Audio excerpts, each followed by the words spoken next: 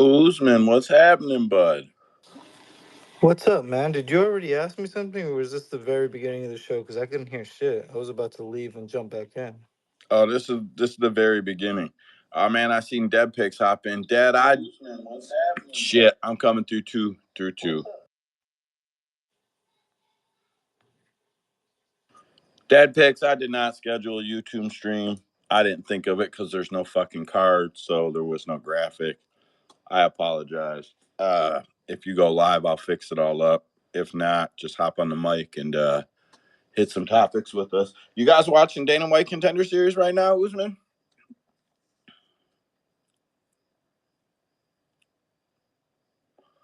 Crickets. Yeah, I'm watching and cooking and dealing with kids, so my bad. Bro, you got a triple task. You seen that knockout though? That was pretty nice. Oh, yeah, man, that boy got flatlined. That sucks for him. Yeah, I'm watching the Contender Series as well. I got kicked out of the main chat because I picked Piccinini.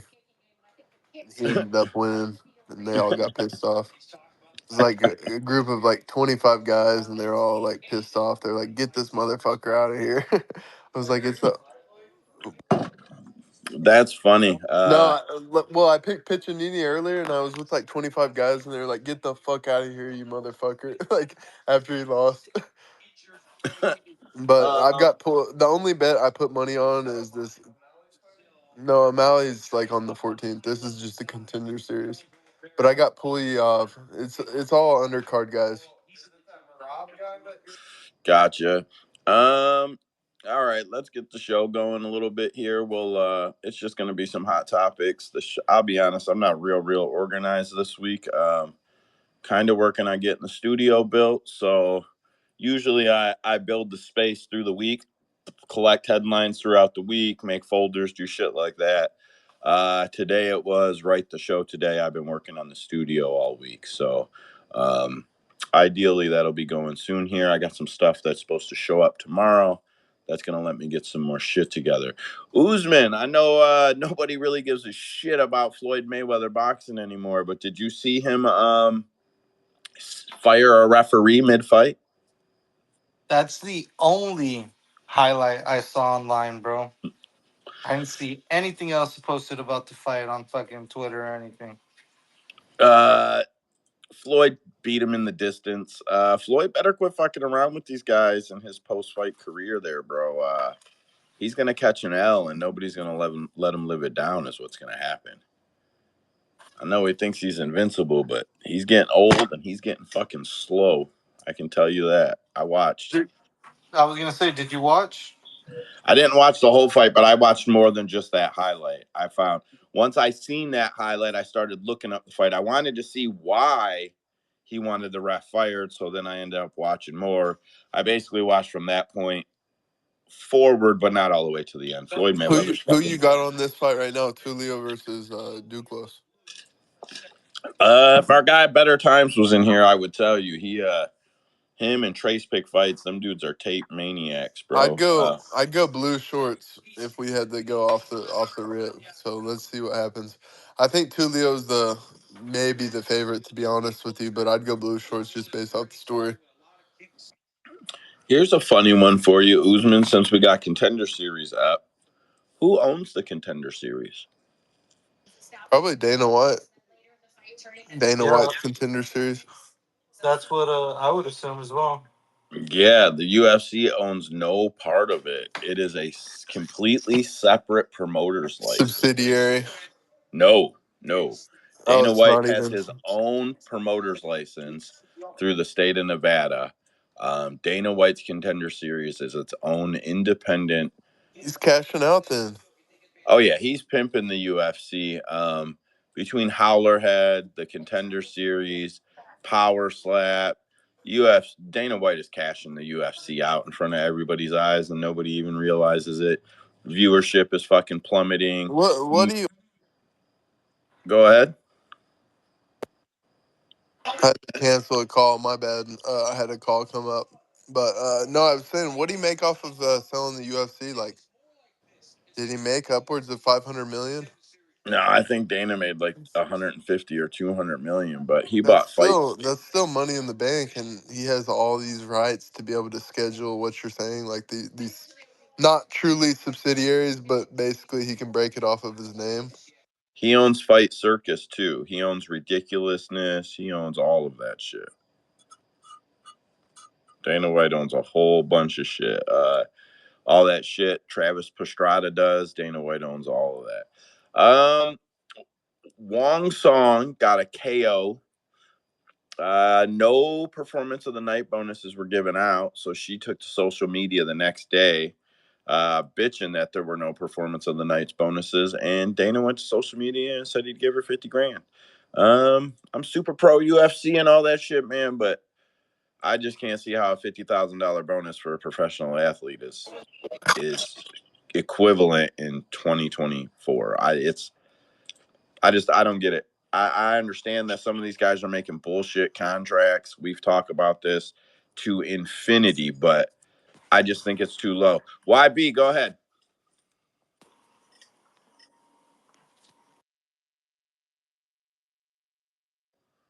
Well, YB put his hand up, but he don't want to talk. Usman.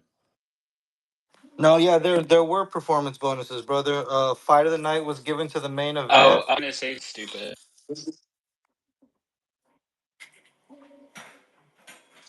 Fight of the Any, night was given to main event, and performance of the night was given to Michael Morales and Gerald Mearshart.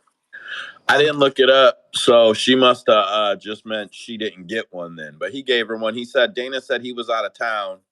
He said I was out of town, but I don't know. I'm gonna grant the bonus or something. I didn't copy the tweets over, but or it was from that was actually from Instagram. But either way, pretty cool. Did you guys see what AP said about Izzy being hurt? You're saying Adesanya? Yeah, so AP after the fight said, I think Izzy was hurt because he didn't throw any leg kicks. So then Izzy came back on socials like, oh, it's crazy how well this guy knows me. I'm not buying it. He was moving fine. I'm not buying it. yeah, no, I'm not buying it either. I only Izzy feel looked sold I didn't put money on DPP. Izzy looked pretty good throughout the whole fight, and he did land some leg kicks, if I'm correct. But I'll look at the numbers right now. And he was, you know what he was doing either way? He was able to dart in and dart out. Like, you know how Izzy, like, kind of, I don't know the word, like he kind of jumps in and jumps back out. A lot of leg movement required there, a lot of leg use, and he clearly was able to do that even into the third round. That's where I felt like I seen it most. Third or the fourth, he was he was fucking moving on his feet, man. So I don't know. I I can't feel like he was injured. I mean, looking at it percentage wise, he did great to the leg, but no, he only landed 8 out of 9, while Duplessis, on the other hand, landed 22 of 29. Okay, but what I'm saying is all right. Let me see real quick. I know where you're at looking at that.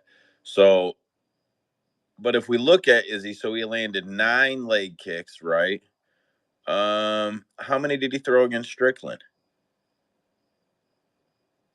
Leg. All right, so he threw 57 leg kicks against Strickland. All right, that's fucking significant. I thought it was going to be like 25. He threw 11 against AP. That ended second round though. He threw 30 against AP in their first fight. I mean, so it was lower than normal volume, but it's not. He's had fights where it's shown to be lower. 38 against Rob. You said he threw how many? 9. Yeah, 9. He landed 8 of 9. All right, so he did throw he threw about a third of what he normally throws, third or a fourth. Maybe there's something to it, but I don't believe in that shit. You fought, you chased, you raced. You fought hurt, you fought. I don't want to hear about it.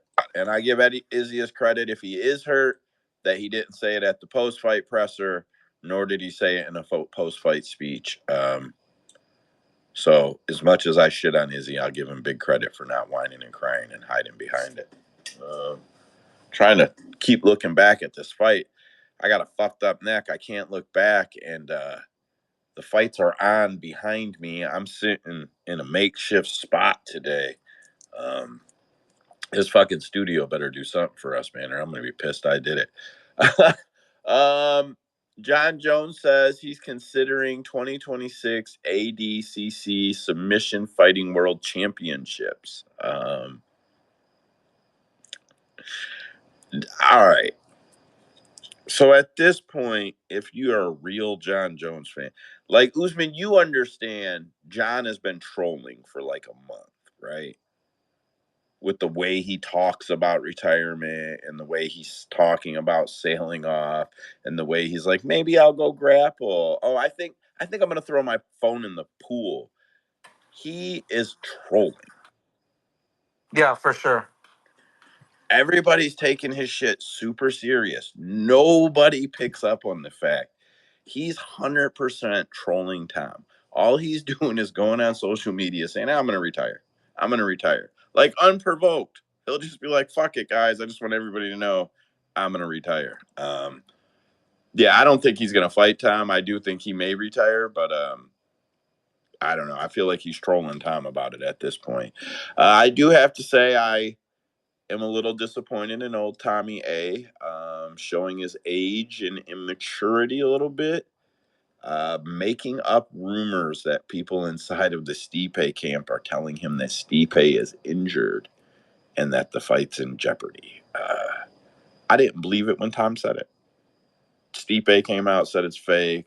I don't know who came out first, Stipe or Ariel. Probably Ariel, because it wouldn't have made sense for Ariel to post it after Stipe posted it. But Ariel posted, I can 100% confirm Stipe is not injured. Like I don't know, man. I was sincerely disappointed in AP or in Tom for that one.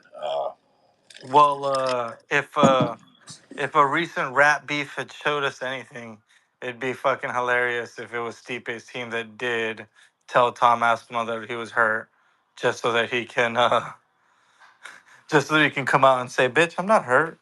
You look like an idiot. You're talking all this shit about my fight being stupid, and now you look stupid because ain't nobody hurt." I'm giggling. If he actually did that, I hope he calls him out on it too. Like, oh yeah, I had my buddy John do that shit for fun or something. That would be great. At the pre-fight presser leading up to John, because Tom's the backup and he's going to be all over the place. I'm going to switch over to my DMs from Eddie Law. I asked him to let me know when he found out about Casey Kenny, and Eddie's an old school reporter. He hits police reports and shit. He wasn't always just doing MMA, so he was able to look it up, and he said, "I told you I'd get you more details on that Casey Kenny story. Shit is bad." So the story is he got his ex-girlfriend to come to his house under the pretext that he was willing to pay for damages he caused to her vehicle. And for the record, Eddie sent me this long before anybody aired this story. He sent me this 11 days ago. So the story is he got his ex-girlfriend to come over under the pretext he was willing to pay for damages he caused to her vehicle. They had they've had issues before. She showed up to the house at 2300 hours after a night out with friends to see about that. um he got her inside the house. When she said no to getting back together, he got violent. 13 hours he kept her in the house. Multiple assaults, punching, headbutt, slapping, biting. Would hold her down and tell her he was going to hurt her and her family. She was able to get to the phone and sent her mother a text message asking for help, then deleted them in fear that Kenny would see them.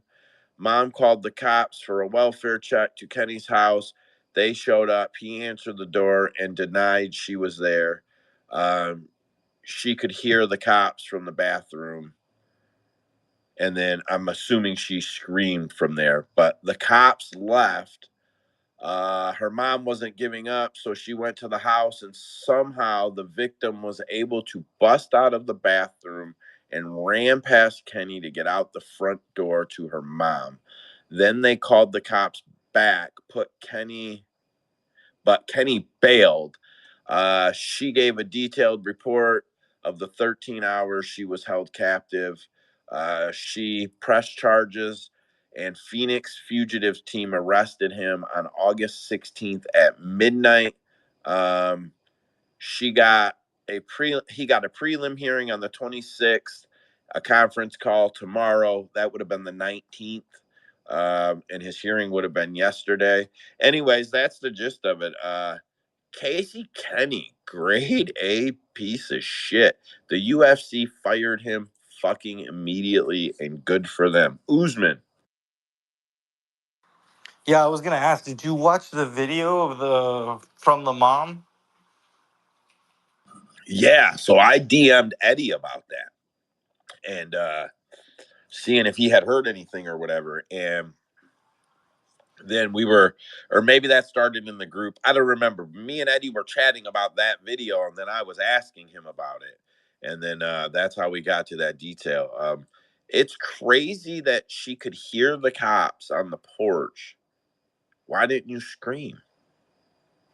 So I was going to say, from that video, whenever the mom starts freaking out and faints in the street, it felt weird that, and I mean, it shouldn't feel weird because domestic violence is a real thing, and most of the times these girls get beaten so much that they side with the people that are beating them. Stockholm syndrome, all that kind of fucking shit. But it was kind of weird how the mom was like freaking out, and it kind of seemed like she was shooing her away and be like, "Don't worry about it, mom. Don't worry about it."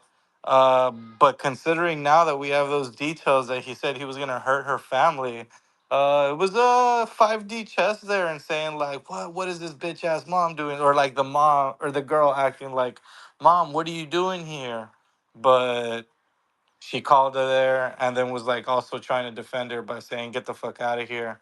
Um, Man, real fucked up case. I mean, we all knew Casey Kenny was a dickhead, but he is a total piece of shit. Put him underneath the prison.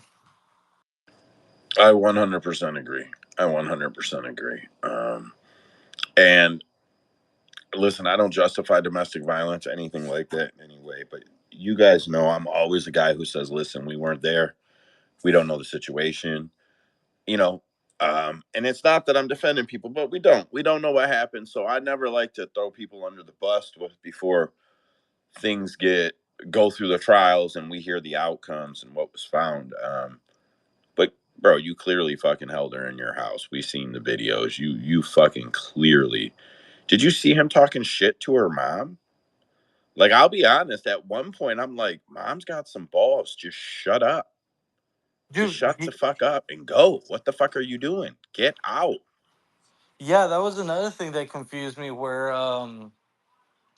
what did you just say? Him talking shit to the mom? About how she didn't pull off right away, bro. And the girl got in the car and they're still taking videos. Like, Oh, yeah, yeah, yeah. About how like Jesus, it's like I have the fucking thought and it just can't come out. Forget me, bro. Go, go. I don't know what the fuck. I like I said, I got kids, I got food, I got I to don't deal know. with I kids, just I got felt like space. there was a moment where you're almost sitting there waiting for him to attack them in the car. That's what I'm saying. Like, it's like, why are you still there?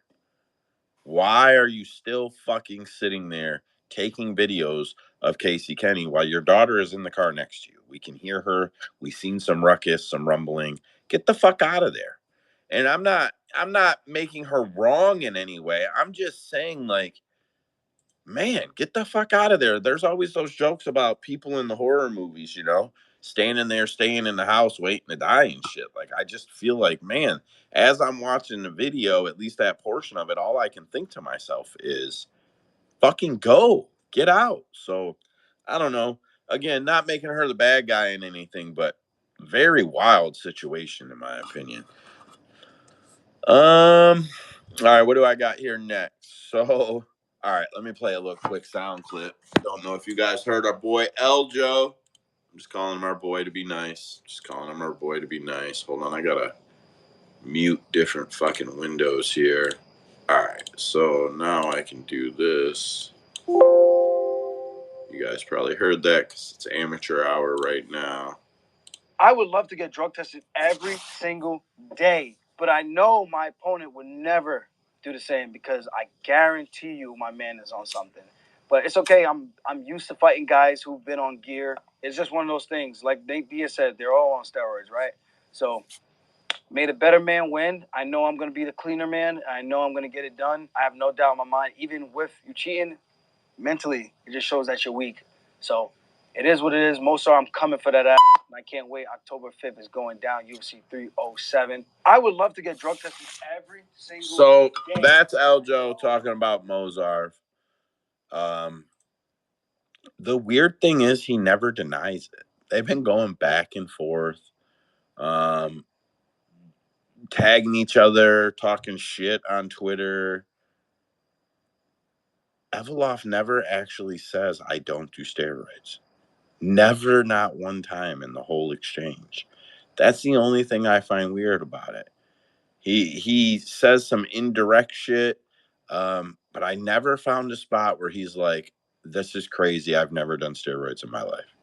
Never seen any of that shit. He posted, oh, your friends showed up the next day, meaning that DSFI, Drug Free Sports International, showed up to Evolov's house or location to fucking piss test him the day after or 2 days after Aljo accused him.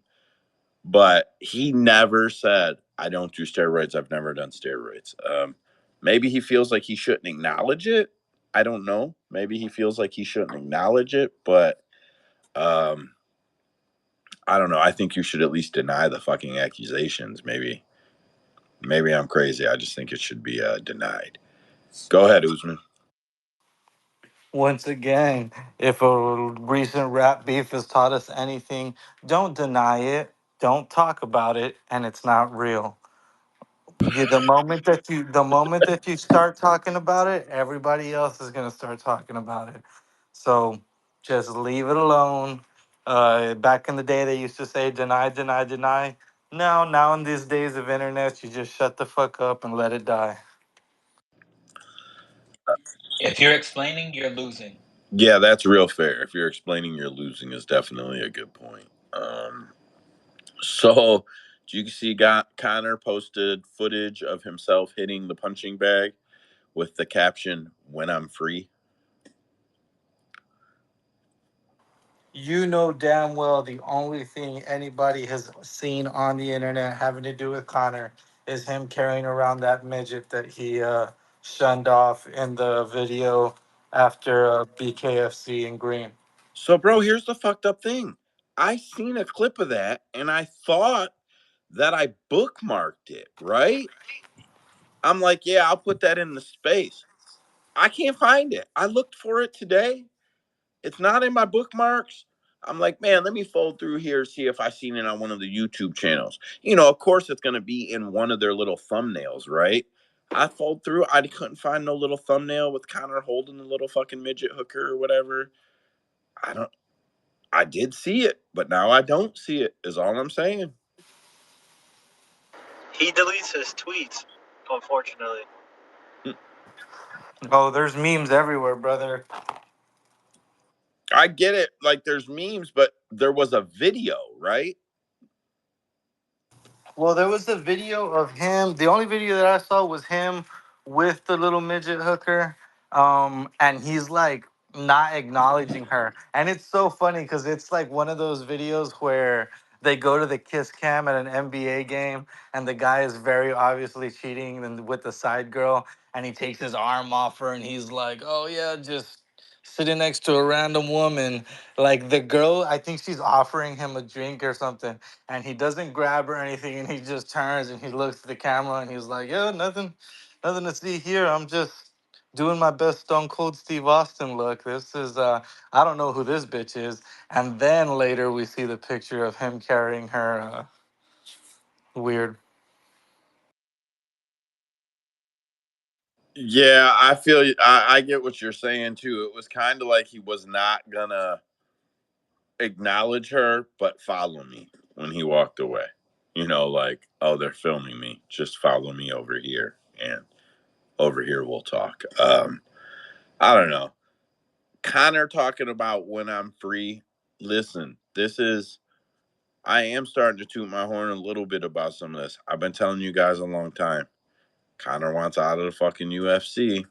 He wants out of the UFC. He wants out of the UFC. He's not mad that he doesn't get to fight Michael Chandler. He's mad that they are fucking holding him under contract. You're telling me they couldn't make 2 Conor McGregor fights in 1 year? He'd pull it off to get out of the UFC. I have zero doubt about it. He wants to leave the UFC. He wants to box Nate Diaz.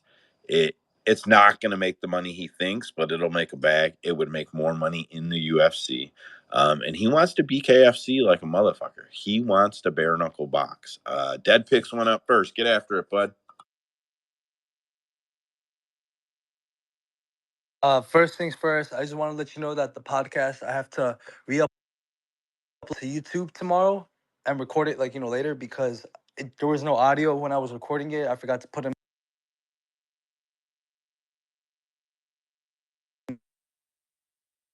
the thing to what you guys are talking about.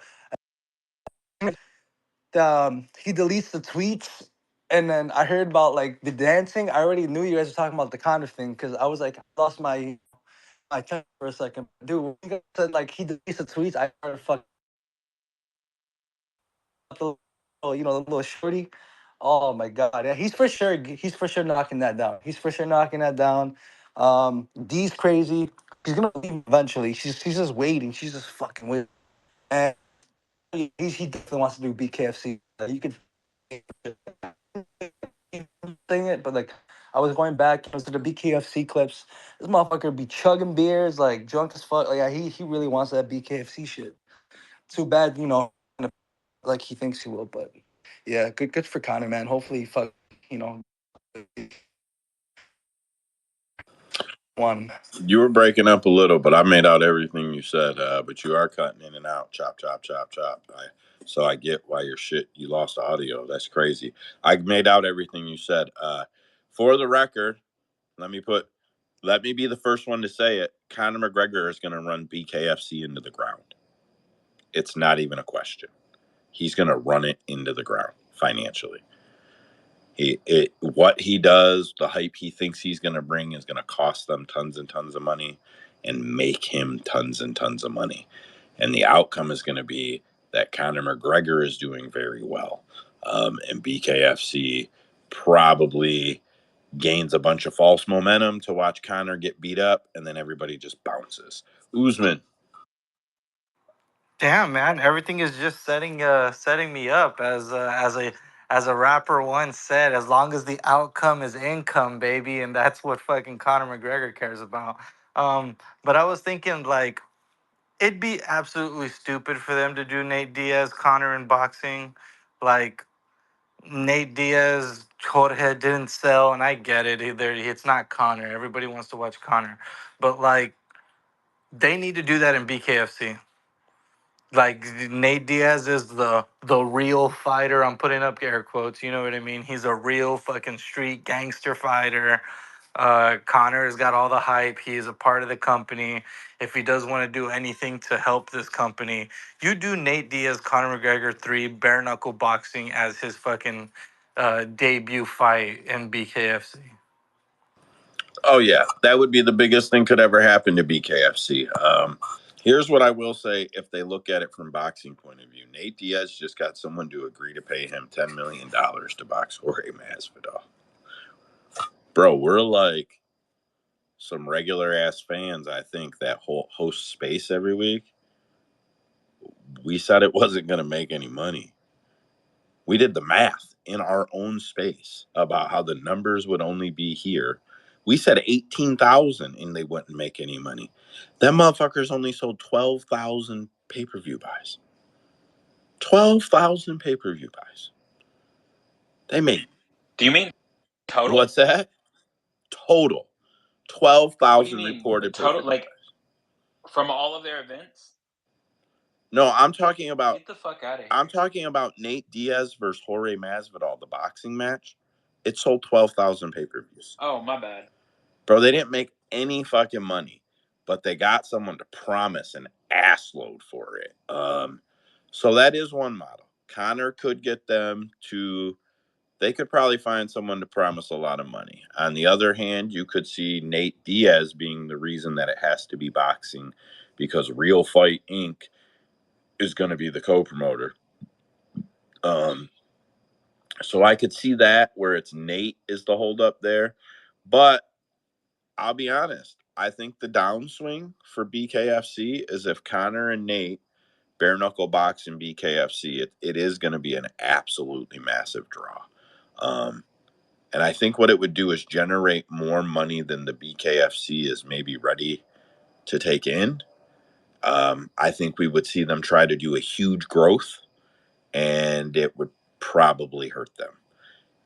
If they're able to put that fight on and just keep chugging along, not worrying about making the next card a big, huge spectacle and going to carry this momentum, if they don't do that, if they just put on the Nate versus Connor card, great card, great for business. But if it's going to be what puts them over the top, it's going to be what buries them. Usman. Like I can understand them getting overzealous if they were to get that fight, and of course, like you said, it was going to bring in a lot of money. But Dave Feldman, right? That's his name. Yeah. He it seems like he has very much cozied up with Dana, and like maybe not completely gone under his wing, but they have a good relationship, and I think Dana doesn't mind it either, because it's crazy that they're the number 2 combat sports. I guess if you're MMA, kind of, if you're not including boxing, they're the number 2. They're bigger and better than PFL. It's to me, it's no, there's no debate about it, to be honest. And 100%. I think 100%. they've done a good job of keeping it small. Like, they have their Contender Series kind of show. Does anybody watch it? I don't. I only tune in for the big fights. But they do have their Contender Series show. They do have their international baby shows as well. Like, they're not getting too big for their britches yet, and I know a lot of money could make them think like, oh, let's do a tournament, or let's do some fucking stupid shit. But from the way that they've been going, I think that they take this money, they I think the Real Fight Inc. issue, they go, hey, you got fucked over on the 10 million over there, Nate, we're gonna do this money. Connor's gonna get his cut. You're gonna get the 10 million. You're gonna get to promote Fight Inc. on it as well, and we'll take the little profit off of the top and just keep the show going. And hopefully that the fight is so good that they get to have a part 4, and the winner gets to go for the King of Violence with Mike Perry or some shit, and they just slow roll it. Give me one Nate Diaz or one Conor McGregor fight per year on BKFC. Keep it chill, and that's it. Make your money, get out. So I agree with a lot of what you said, but I have a different point of view now on the meeting with Eddie Hearn and the meeting with David Feldman that went down. I think the meeting with David Feldman that went down was him actually getting clearance to allow Conor McGregor to buy part of BKFC. Dana White actually made a statement a little while back, but not that long ago, about how we allow our fighters to own other promotions, other leagues, other sports, have other investments. And then that lawyer guy, whatever his name is, who's the lawyer? I always forget his fucking name. Eric. McGracken. I would have said it right. So Eric McGracken said the UFC also has a clause that allows them to take a piece of the business. If one of their fighters starts a business, they can take a piece. I would think that only applies if it is a co-promotion situation where the UFC is helping them to promote their product. Then the UFC is like, we're vested, we're partners with you now, we want a percentage. Which is a little different than saying you start a brand, we're going to take take part of it. That's like saying they're going to take part of Dustin's hot sauce. They're not taking part of Dustin's fucking hot sauce. You know what I mean? But if it was otherwise used, they probably just have rights to get to it. Zabet, nice to see you on the mic, bud. Get after it. Yo, what's good, Joe? Co-host Uzman. Shout out Dead Picks. Shout out YB. But yeah, my thing about Connor. At this point, I'm honestly fed up with his shenanigans. Like he wants to go buy a whole new, different platform. So like, if he wants to focus and do that, he should do that. But fighting wise, I think I got an ultimatum at least terminate his contract or give him one more fight versus Nate, and then that's it. Yeah, I'm on the same, and I think a lot of people are on the same boat. And it's a weird give and take because I understand why the UFC won't just cut him and give him his freedom because he's got these last two fights, he's got two crazy big pay-per-views. Like if he loses them both, I mean the star power is gone. Um, that's why the Nate Diaz thing would make so much sense. But I get why they won't cut him. But fan service from the Twitter sphere, it just seems like nobody gives a fuck about Connor fighting right now, and honestly, nobody gives a fuck about him fighting Michael Chandler. I think the better thing to do is it sucks, but Michael Chandler fight gets scrapped, and we do something else that's big and badass. Like at this point, the Michael Chandler fight has been dragged on for so long. I think if they do Connor versus DP4, it sells better. It looks better. Like Can I? Connor Can I? Connor versus Volkanovski or some shit. Like anything at this point is going to sell better than Michael Chandler, in my opinion. Let's be honest. Anybody can listen. You can challenge me on this all you want, and I'm not going to argue back too much. But let's be 100% honest. If Michael Chandler had taken another fight a year ago, Conor McGregor would have already fought. They would have already booked him a bigger, better fight. I don't They doubt that. they owe it to Michael Chandler due to tough contracts. And Mike is waiting it out. They're not making it public, but Mike is fucking waiting it out. He's got them by the balls for the next Conor McGregor fight. I think we see Conor fight in the UFC one more time and they let him go BKFC.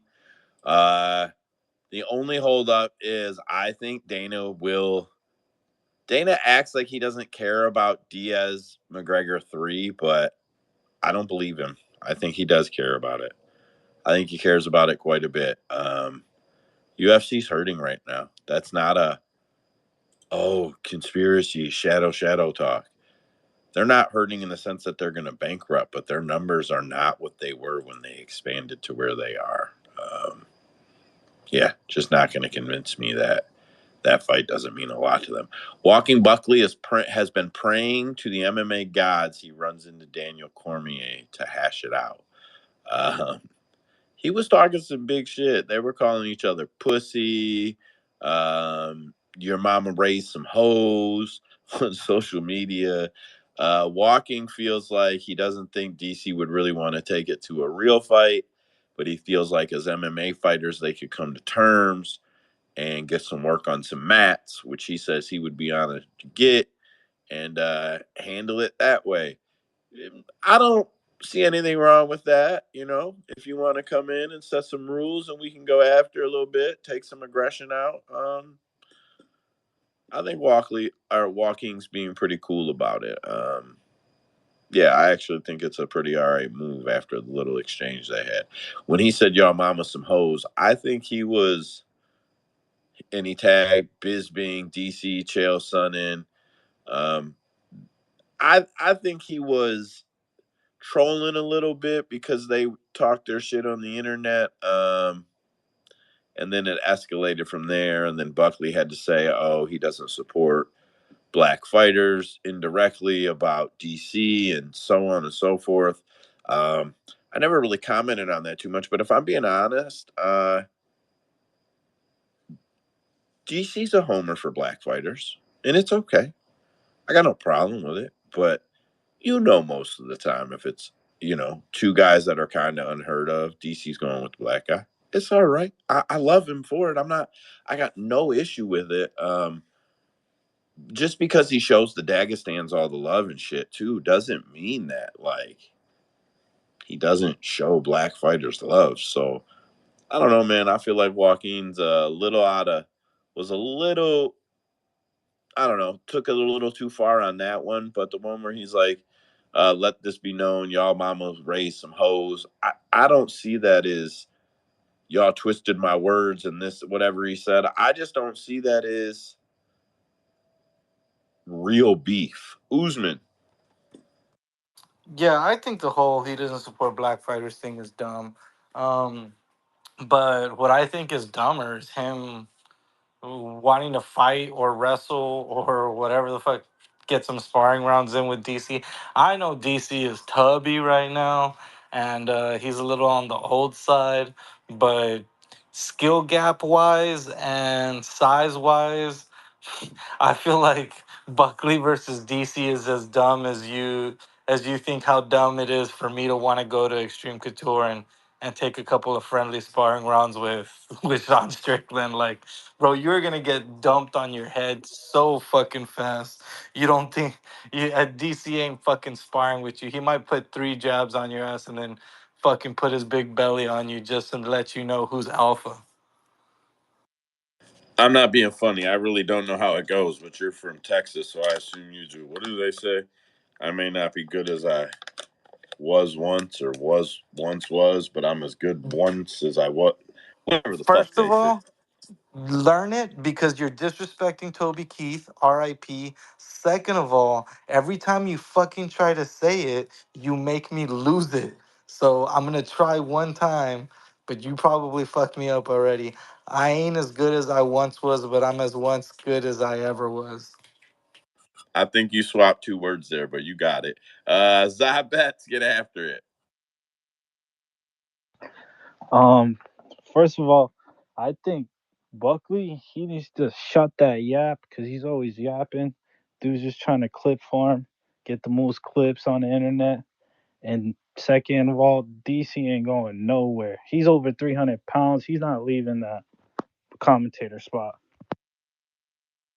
You think DC's over 300 pounds? easily. uh, He didn't want to weigh in. They were telling him to go weigh in on a scale, and he got so I offended. know. I did hear that shit. I don't know. I don't know if he's 3, probably 280 though. He's a big boy, but man, I don't know if he's pushing no 300 pounds. What I would say, comment about Walking Buckley. I know he's a little bit annoying with some of his antics, but you guys ever see Friday, the first Friday? Smokey was annoying as fuck. We all laughed at him, but he was actually annoying as fuck. Buckley's just trying to fill that loud mouth, like not loud mouth negative, just loud, always talking shit, never shutting up. He's just trying to fill that type of role. I think I didn't like him for a while, and he's finally starting to turn me. He catches all the shit for the stuff he says. So he revealed his girlfriend on Instagram.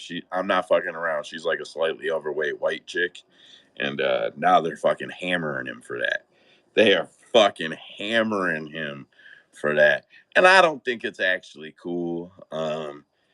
Here's my issue: they're fucking with him about it or whatever, and like whatever. He brought some of it on with some of the comments he made, and a lot of it's not them being super nasty. They're just people are fucking with him a bit. Um, but the dude who posted it is like black dudes with a fat white chick, typical or some shit like that, right? And who posted it? His name is Marty's Hairline 2.0 at MMA Underdogs. That's who posted it. Oh, black men love obese white women, a tale as old as time. Right? And then he made some shitty comments down in the deal. He's a fat white dude. Somebody had his picture from his other social media. He's a fat fucking white dude. Like, I don't know, man. Fucking Twitter is crazy. Like, this shit is wild. People are, they Nah, have no. we don't bring up that fucking account just because, like, hey man, I'm all for dark humor.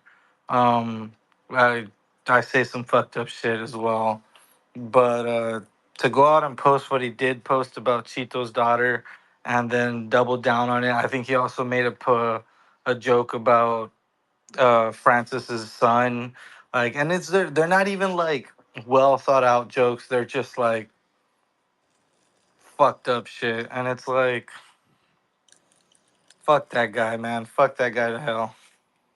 Gotcha. I didn't even know all that about it. I seen this one and was like, what the fuck is this guy, man? Yeah, no, like that. I guess is like a funny kind of stereotype shit. Like that's been a joke forever. I guess, like you said, just tell as old as time, whatever. Um, but that's what he does. He's just a fucking troll, and tries to say the most fucked up shit just so that he can get a couple of hearts and whatnot. Yeah, I think it's yeah, I don't know. It was horrible fucking taste in my opinion. So Ronda Rousey says, did you guys see Ronda? Okay, so we might have talked about it last week. How she posted that she said some crazy shit about Sandy Hook, but no one ever seen it, and then she deleted it. But she's so sorry to everybody. Now, she hosted a Ask Me Anything on Reddit. Bro, fans were fucking hammering her about everything. Amanda, like, people are fucking rotten to her and downvoted her shit. And now I just seen a story today. Ronda Rousey says she is not neurologically fit to compete anymore. Won't return to the UFC. It's not happening. I Is Ronda breaking down? Is she doing? Yeah, she been crashed out. She been crashed out like a decade ago. But I'm saying, is she Brittany melting down right now? Is she about to chop her fucking hair off and go crazy and shit? Talking about MMA used her, but like she's about to fucking lose it. The crazy part is like we've talked about her issues with fame, and I've brought up like, dude, I understand sometimes with somebody like that who was bred to be the best, you know what I mean? All they ever know was winning in life. And then the way she came out, like the career ended, it was a big fuck up for her. I understand the trauma from that. I completely understand the psychology behind that. But like all the shit that you've ever gotten throughout your career after that happened, when you went to the WWE, people were sour about you. You talk shit about the fan base. Like no, but you have never had a good rapport with any fan base. Because of The who the she is. well the and the mental issue of like, why are you staying on the internet? You have a farm, you have kids, you have a husband. Just go and live your life. It's done. It's done for. Something as stupid as an ask me anything on Reddit, you're asking for the devil to come into your life. Like, and not just her, anybody. Like, it's you're not gonna get the best fucking answers. Nobody's going to be nice to you on the internet. You gotta roll with the jokes, and she's not that kind of person. Travis Brown, do her a fucking favor and throw her phone into that Hawaiian Ocean.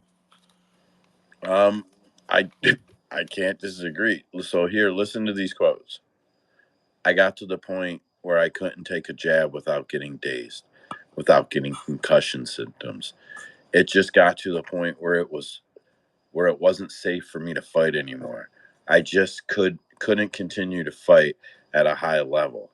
I started dealing with it at 6 years old.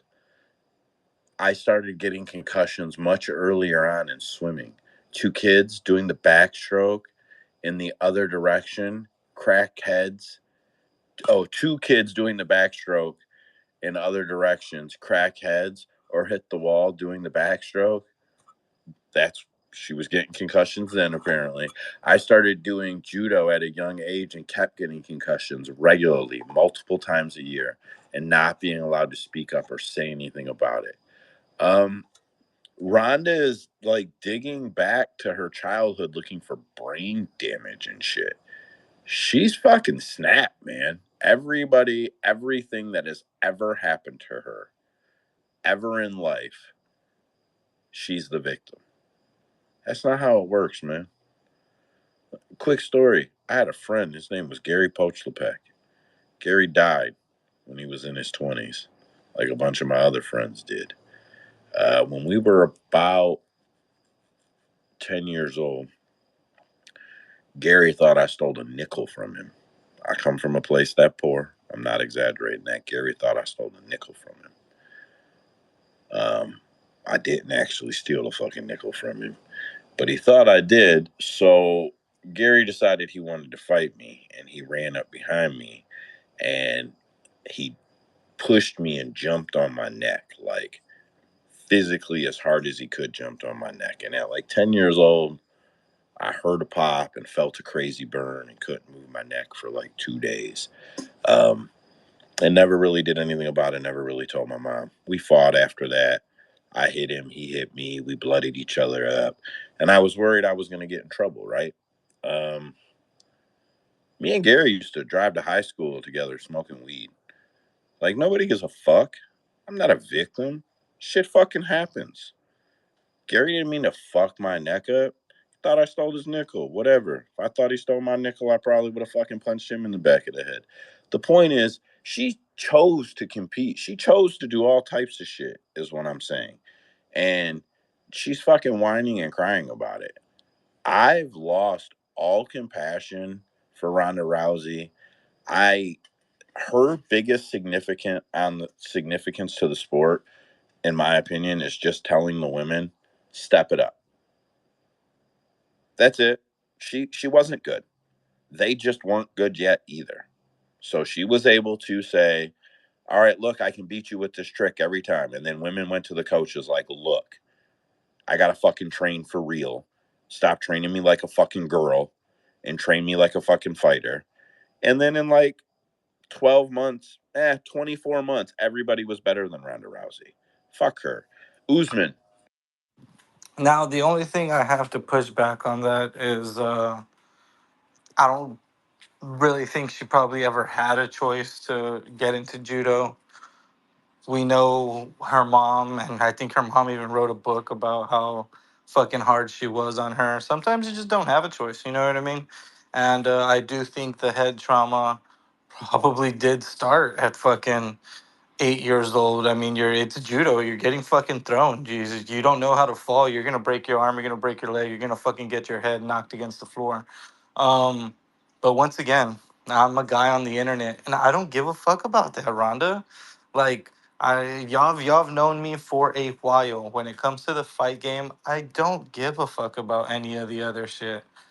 Like you were saying, you sign up to get fucking punched in the face. You got head trauma? Wow. You fucking signed up to be a fucking professional NFL player. You hit your head on a lot of people's other heads going really fast. You got head trauma. Big fucking wow. I would have never seen it coming. Like I don't care for any of all that stuff. I don't care for the sob stories. So I probably agree with her that she probably did get CTE and fucking head trauma early. Do I care? No. So shut the fuck up and stay off the internet. You made a lot of money in fighting. You made a lot of money in WWE. You have put yourself in an amazing spot to enjoy your life to the fullest. No, no, no. What I'm saying is maybe she didn't choose to train judo as a kid, right? But she did. Okay. She chose to sign a UFC contract. She chose to fight in Strikeforce. She chose to be all that. She was excited as could be to be the UFC champion. Fuck her. You chose all that. And now you're mad because it got to the point I couldn't take any more punches. It goes back to when I was a kid. Shut the fuck up. Shut up. Man, you know how many people in a broke neighborhood would have happily been punched in the face 20 times more than you to get where you got? For real. Like, I'm not being funny. You know how many people would have taken 20 times the damage she took in her life willingly to get where she got? And I'm supposed to hear her fucking cry about it? Bro, I can't do it no more, man. And now That's the media starting to bleed heart for her. She's so mistreated by fans. Fuck her. She was shitty to everybody the whole time except for Dana fucking White, bro. now that's the joke. Me and my in-laws, my fucking father-in-law is legit. What is he? Around 50 something. Fucking hurt knees. Been a hard worker his whole life. Every fucking weekend he goes, man, I wish I could go and get my fucking ass whooped for the 16, 15K, for the 30K. We'll go on a nice vacation and I'll do it multiple times. I'll Bro, get imagine only my having to ass get your whooped ass just whipped for it. 3 times a year for 50K. Imagine that. Beautiful. Bro, come on. I I did not fight a lot into like my 20s. When I was in my young 20s, a lot of the people I knew really started shooting each other. I know literally dozens of people that murdered each other. Like, shit was fucked up. But up until that point, bro, I'll just say it to you this way. I grew up on a block. At one point, there was 17 boys within like 4 years of age. I didn't even know you couldn't fight all the time. When we moved, I became like a popular kid because I didn't know you couldn't fight all the time, bro. I just would fight everybody. Even if you could beat my ass, I didn't care. Like, say some shit. Let's fist fight. So, yeah, bro, I don't care if I win or lose, is my point in telling that story, bro. If I could just, you're telling me all I got to do is fight for 15 minutes for 50K a year? Bro, let's do this. And win or lose, if some shit is spectacular, I'm getting a bonus. Bro, let's do this shit. I have no fucking compassion for her anymore. None whatsoever. Um, PFL. Oh, holy shit. Did you guys see what Yuri said about going to 185? He said, if Izzy wins, I'm staying at 205. If DDP wins, I want to go to 185. He fucking did it in an interview speaking Czech. What does he speak? Czech. He did it and it got translated. And then, like, I seen like a few different people translated it. Bro, he literally was talking shit before that fight. Like, yeah, I'm going to 185 if DDP wins. But if Izzy wins, I'm going to stay at 205. I don't. Is he afraid of Izzy? Or maybe do you think he thought Izzy was going to come up to 205? I just don't understand it at all. Yeah, once again, I've had this conversation online. It's like he isn't gonna learn anything new. Cutting down when you use your face as your best defense isn't gonna be good. What you need to do is figure out a way to make your career last at 205 right now. Yeah, I agree 100%. 100%.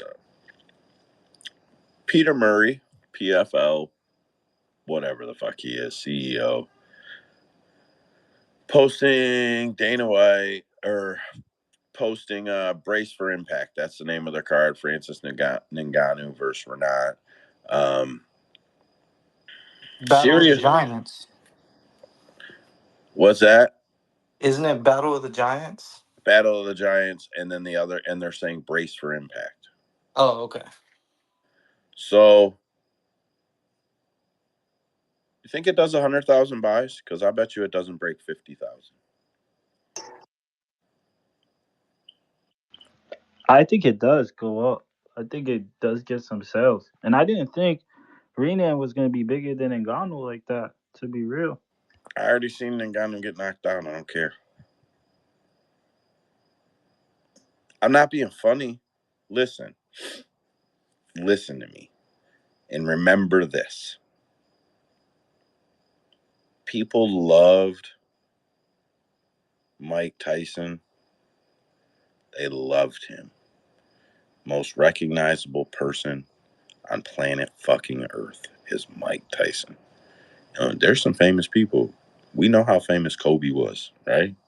We know how famous some of these people were. Mike Tyson is the most recognizable athlete on the fucking planet to this day. People loved him. They just wanted to see him lose. Ronda Rousey was shitty to everybody in fucking sight. And just like Mike Tyson, when she lost, nobody gave a fuck. Mike humbled himself. He came back, went on a stage, stood there by himself with a microphone, went on a small tour, told his story in from a human being's point of view, very empathetic to some of the people he hurt and the things that he did. Mike redeemed himself, and that's why he's loved now. People loved to watch Michael Jordan play, but they wanted to see him lose. This is not me stretching the truth by any means whatsoever. Because even when someone isn't good, like Jake Paul may not be selling pay-per-views, but you and I both know he's streaming millions. Millions of people are streaming his shit. Kids, whoever, right? People want to see him lose. I stream his shit. I steal it. I'll never buy Jake Paul shit. I'm going to always steal it. If the UFC puts on a Jake Paul card, I'm going to intentionally just go stream it just to be a fucking asshole, right? But I want to see him lose. I want to see him get knocked out cold. I just want to see it. So I'm going to keep streaming his shit until it happens.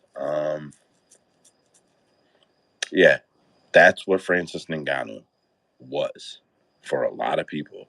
A lot of people aren't going to care anymore. A lot of people, he lost all the boxing. All the boxing fans that were going to follow him back, he lost every one of them when he got knocked out. Every fucking one of them. I don't think it breaks 50,000 pay-per-views. Yeah, I don't think no way in hell it breaks 50,000 pay-per-views. If they put it at $40 or $50, maybe, but it definitely doesn't break 100. Usman.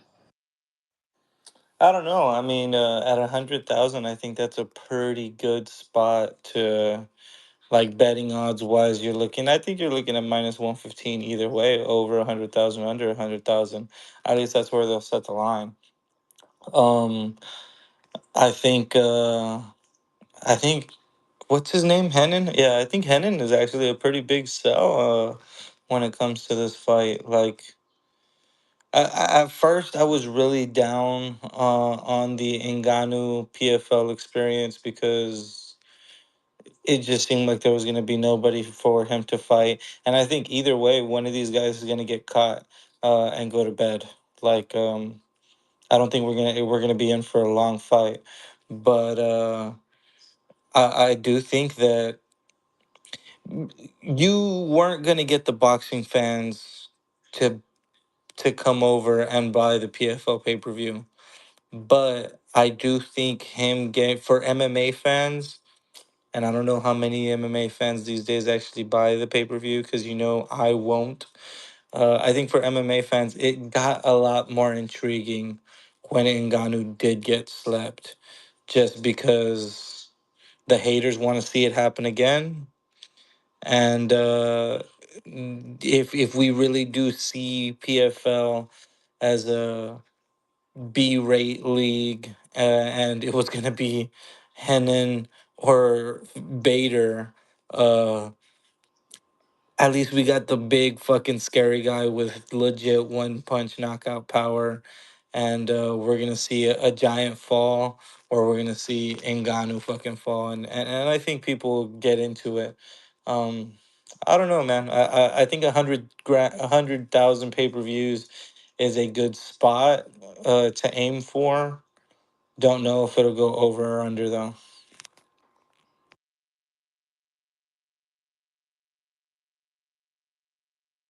Um, I want to figure something out real quick in USD.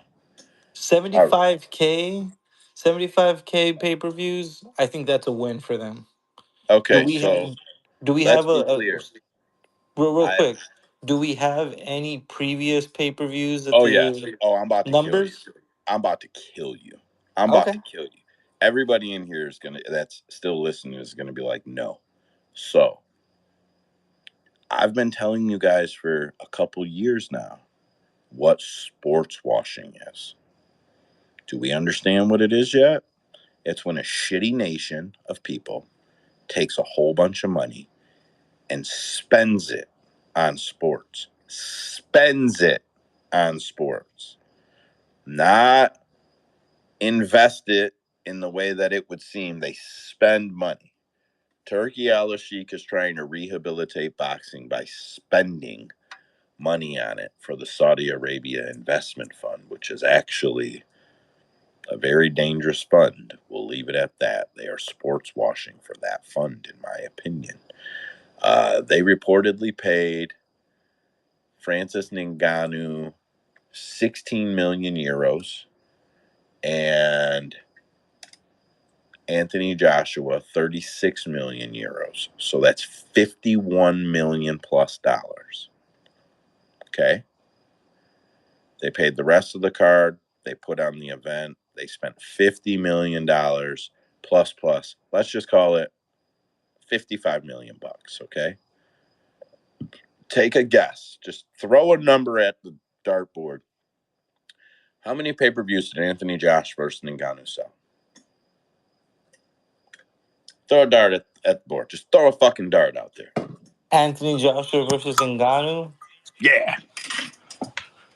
I feel like you're setting me up, so we're going to go with 67,000 pay-per-views. I say 80,000. I say probably about 40 or 50. 4,600. Wait, 4,600? 4,600 US pay-per-view buys. No place else on earth buys pay-per-views. At least not for over $10 or $20 a piece. That's proven fact. It aired for free in Africa. It airs as part of a sports package in Europe. 4,600 buys. That card, there was no gate because it was private event. There might have been a gate. I'm probably wrong about that, but I believe it was all free, right? That that event generated $500,000 after he went. Yeah. Everybody thought he beat Tyson Fury. So now let me ask you, how many pay-per-views do you think Francis Ngannou versus Renan sells? 5,000. But the thing is, everyone's gonna be on Stream East because that's where I'm at. 2,200. How much? It will sell 2,200 pay-per-views tops. I don't even remember PFL having a pay-per-view ever. This is like a first time for me. I think it's their third or fourth. I was gonna say I think it's their fourth, and that's why I'd like to see their pay-per-view numbers before this. Oh yeah, this one is gonna fucking tank, boys. Oh man, that Ngannou investment is about nothing but them trying to challenge having the pound for pound heavyweight best fighter in the world. That's all it's ever been about. That's why they never shut the fuck up about the cross promotion. People can say what they want. The UFC offered Francis Ngannou. He would have made as much money in 3 UFC fights as he did in 2 boxing fights and a PFL fight. We've done the math over and over and over again. He didn't want to fight John Jones. He knew if John Jones beat him, his boxing value fucking tanked. It's just honest. It is what it is, right? I mean, Eric Nixick was he flat out said that he advised Ngannou not to take the John Jones fight just because of the value that might drop. Like that's on tape. He was the predator. If John Jones beats you, you're not. You're not going to beat Tyson Fury anymore, is the point. In boxing, you're not coming over as a scary guy if you've been beat. I'm not saying Francis, I see your thumbs down, Connor. I'm not saying Francis isn't a great fighter. I'm not dogging. What I'm saying his appeal was he was knocking motherfuckers out. And I know he lost to Stipe. Fighting John Jones would have been different. It would have hurt him. It would have hurt him far more. Far more. I really think he thought he would beat Tyson Fury, which would have set up probably a couple $100 million for him. He gambled it. Whatever. It just shit didn't go his way. It doesn't matter. I mean, he still made $50 million almost. Well, I think he'll have made $30 million by the time it's all said and done. I wish no bad on Francis. It's not going to sell. PFL. The PFL is flopping. Hey, I don't know if I ever brought this up. Do you guys know the PFL isn't giving out belts anymore? What do you mean? They're going to give out 2.3-inch gold medals on a ribbon. What? Wait. No. When is this? So Peter Murray, the PFL. Oh my God! Tell me I still got it in my fucking bookmarks, because I got my bookmarks open here. I'm hammering down my bookmarks. I got it right here. So check this out. I'm gonna put it in the comments here. Oh, let me see if it'll let me pin it. Share via. Bro, why don't it let... I fucking hate that it doesn't let me share shit, bro. Nothing makes me like... I can't put shit up on the Titantron. Whatever we call it. Like, it is the thing that makes me not want to fuck with the spaces, man. It drives me fucking crazy. So, all right. In our comments here is the link. As soon as it'll fucking load through that way. Check out that tweet by Peter Murray. I'll load it up to the top if possible. If Everybody it else goes can up for always me. do it. It might be my phone. Like, maybe it's just my phone. I don't fucking know, man. It drives me insane. It's not in the comments yet. Yeah, I put it there. I got you. There it is. So they're going to stand on because they're Olympic athletes, right? Let's be very clear. That medal is 2.3 inches in diameter and not very likely to be solid gold. If it is, it's not going to be 24 karat. I told you guys, they're broke. $100,000 a day them assholes are burning right now. I mean, I had seen that, and I thought that they were just pushing for fucking MMA in the Olympics, but I guess I never saw the PFL logo right there in the middle of that medal. Yeah, I mean, am I crazy, or is that not them saying they're going to gold medals? I mean, but like also belts aren't that fucking expensive.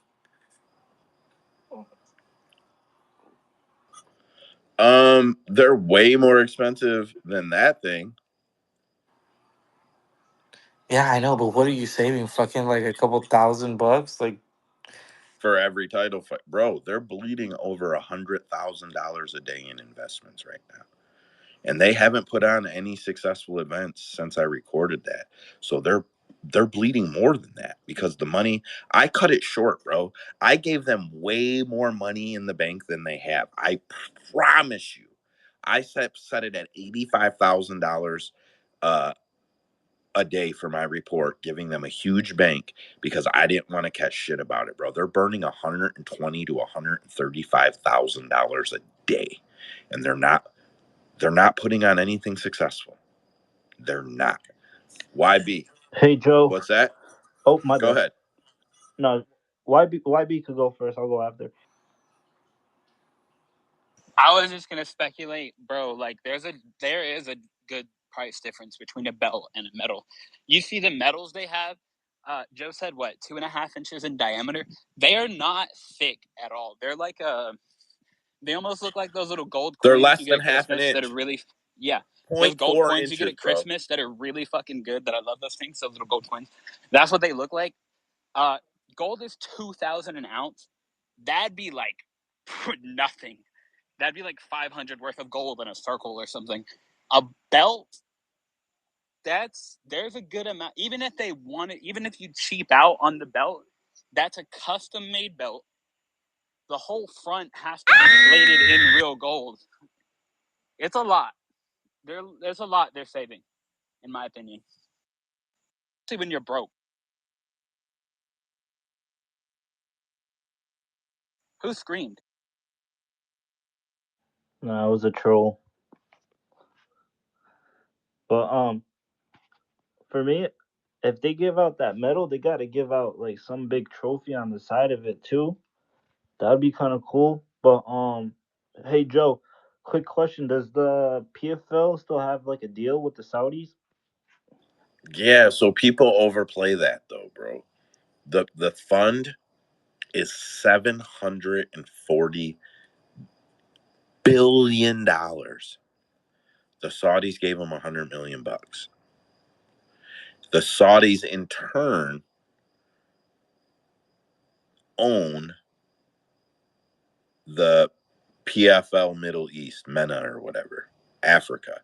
It may not be contractually set exactly that way, but that is how it is. That is how it's set up. And or may not be worded that way, but that is how it's set up contractually.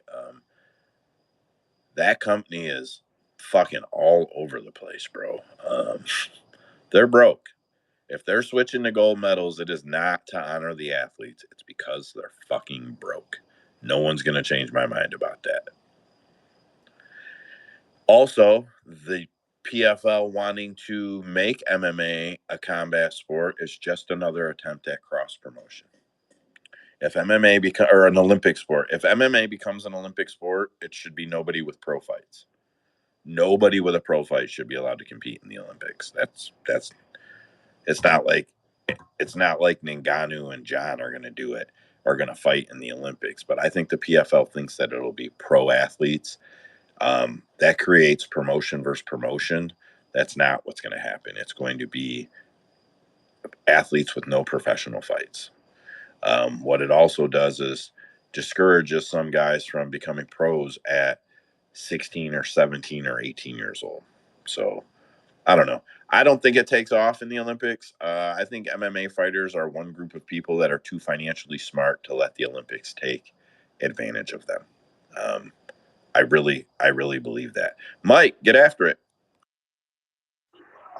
Plus, I was gonna say they already got like a little league for the amateurs, like the IMMAF, something like that. That's basically just MMA Olympics. Like I don't. That alone should just be the Olympics for MMA. I don't see anything. I don't see any reason why they would just have an Olympic sport for MMA.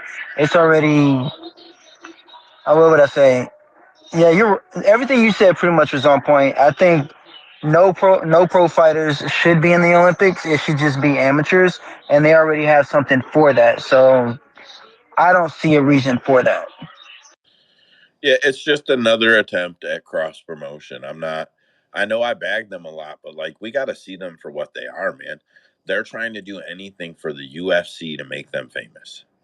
That's what they're doing. They're trying to get the UFC to make them famous. And Dana's not going to bite. He's not. And I don't fucking blame him. Man, I see. Oh, we got sharing them up there. Very nice, Usman.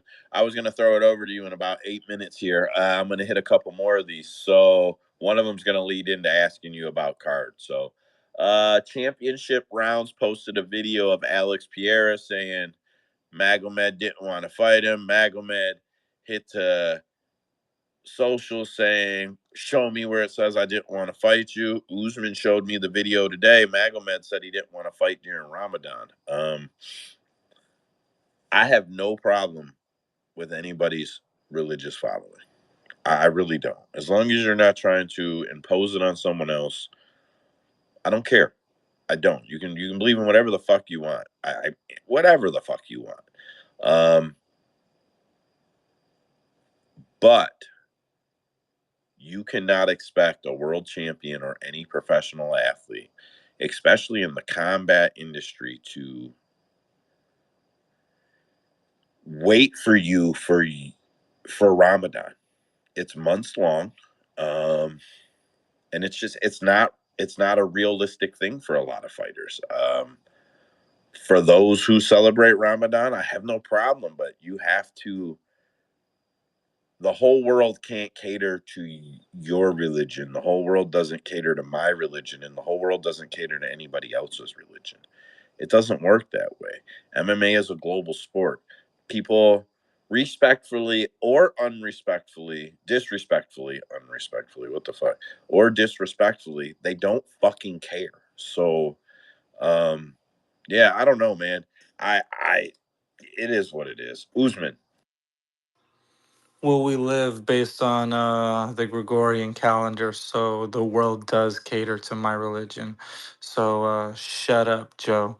But no, jokes aside, the yeah, he was turning down the fight for UFC 300, hence the whole issue with Ramadan and all that.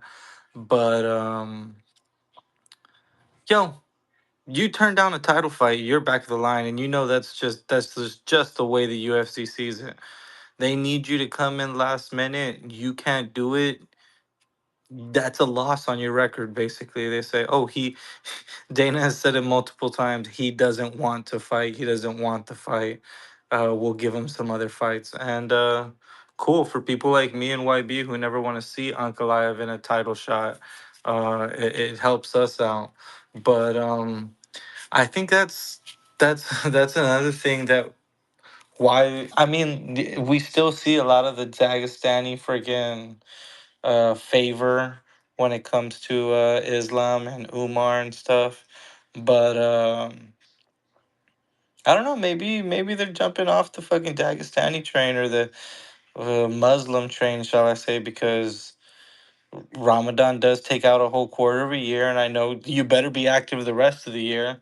I know one of my biggest issues, and he's not Muslim, but one of my biggest issues with Leon was it just felt like he was super inactive. One of my biggest issues with Chimaev is like we're never gonna fucking see him fight. Why the hell would we want him to have a title so that he can fight in December only, and we'll see him one time a year? It's just the fight game and the schedule of the UFC doesn't cater to your religion.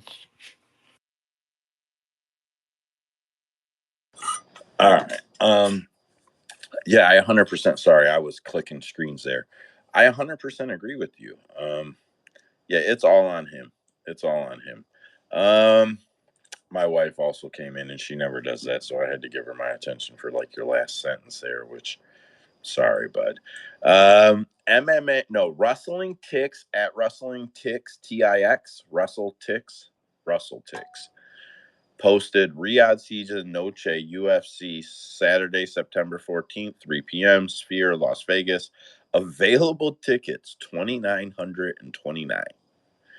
Current setup 15,400. That means they've only sold about 8%. They've only sold 74 tickets in the past 7 days, 19 days until the show. And then I seen another report that we talked about it last week. You can get tickets for like $790 now. Dana White shit the bed on this. A lot of comments on the YouTube videos and shit that talk about this, talking about the Canelo card. Dana outpriced himself. The Canelo card people can get in for a couple $100. It's a love letter to Mexican combat sports, but the average Mexican family can't afford it. And these are the comments going on YouTube like, bro, people see what you're doing with these prices. And I think I seen that the average ticket price was like $3,800 or something insane. Like, that shit is absolutely ridiculous. And it's going to suck on TV. None of us are going to be like, oh my God, that was so good. What we have to do is see every card like that. None of us are going to do that. None of us are going to do that. Not a single fucking one of us. Speaking of Unless you notes, paid $4,000 for a ticket. it was the greatest thing ever, even if it sucked. I paid like $6,000 for 2 tickets to a boxing match, and I say it was better than it was. So fair play. I don't even understand. I'm sorry, not to derail, but the idea with the spear, like in the production thing, what is it even like? Is the idea to have the fights playing in like the sphere screen thing, or is it like, are we showing like a Mexican flag in a circle of the sphere as the fucking fights are going on, and you're like, oh my God, I'm honoring Mexico? He says it's a love letter to Mexico. It's a weird thing, but we're gonna see. It's a weird thing, but we're gonna fucking see. So I just don't think it projects well on TV. If I'm being honest, I But are also you guys ready to see Topuria murder Mac? we'll get there. We'll get there.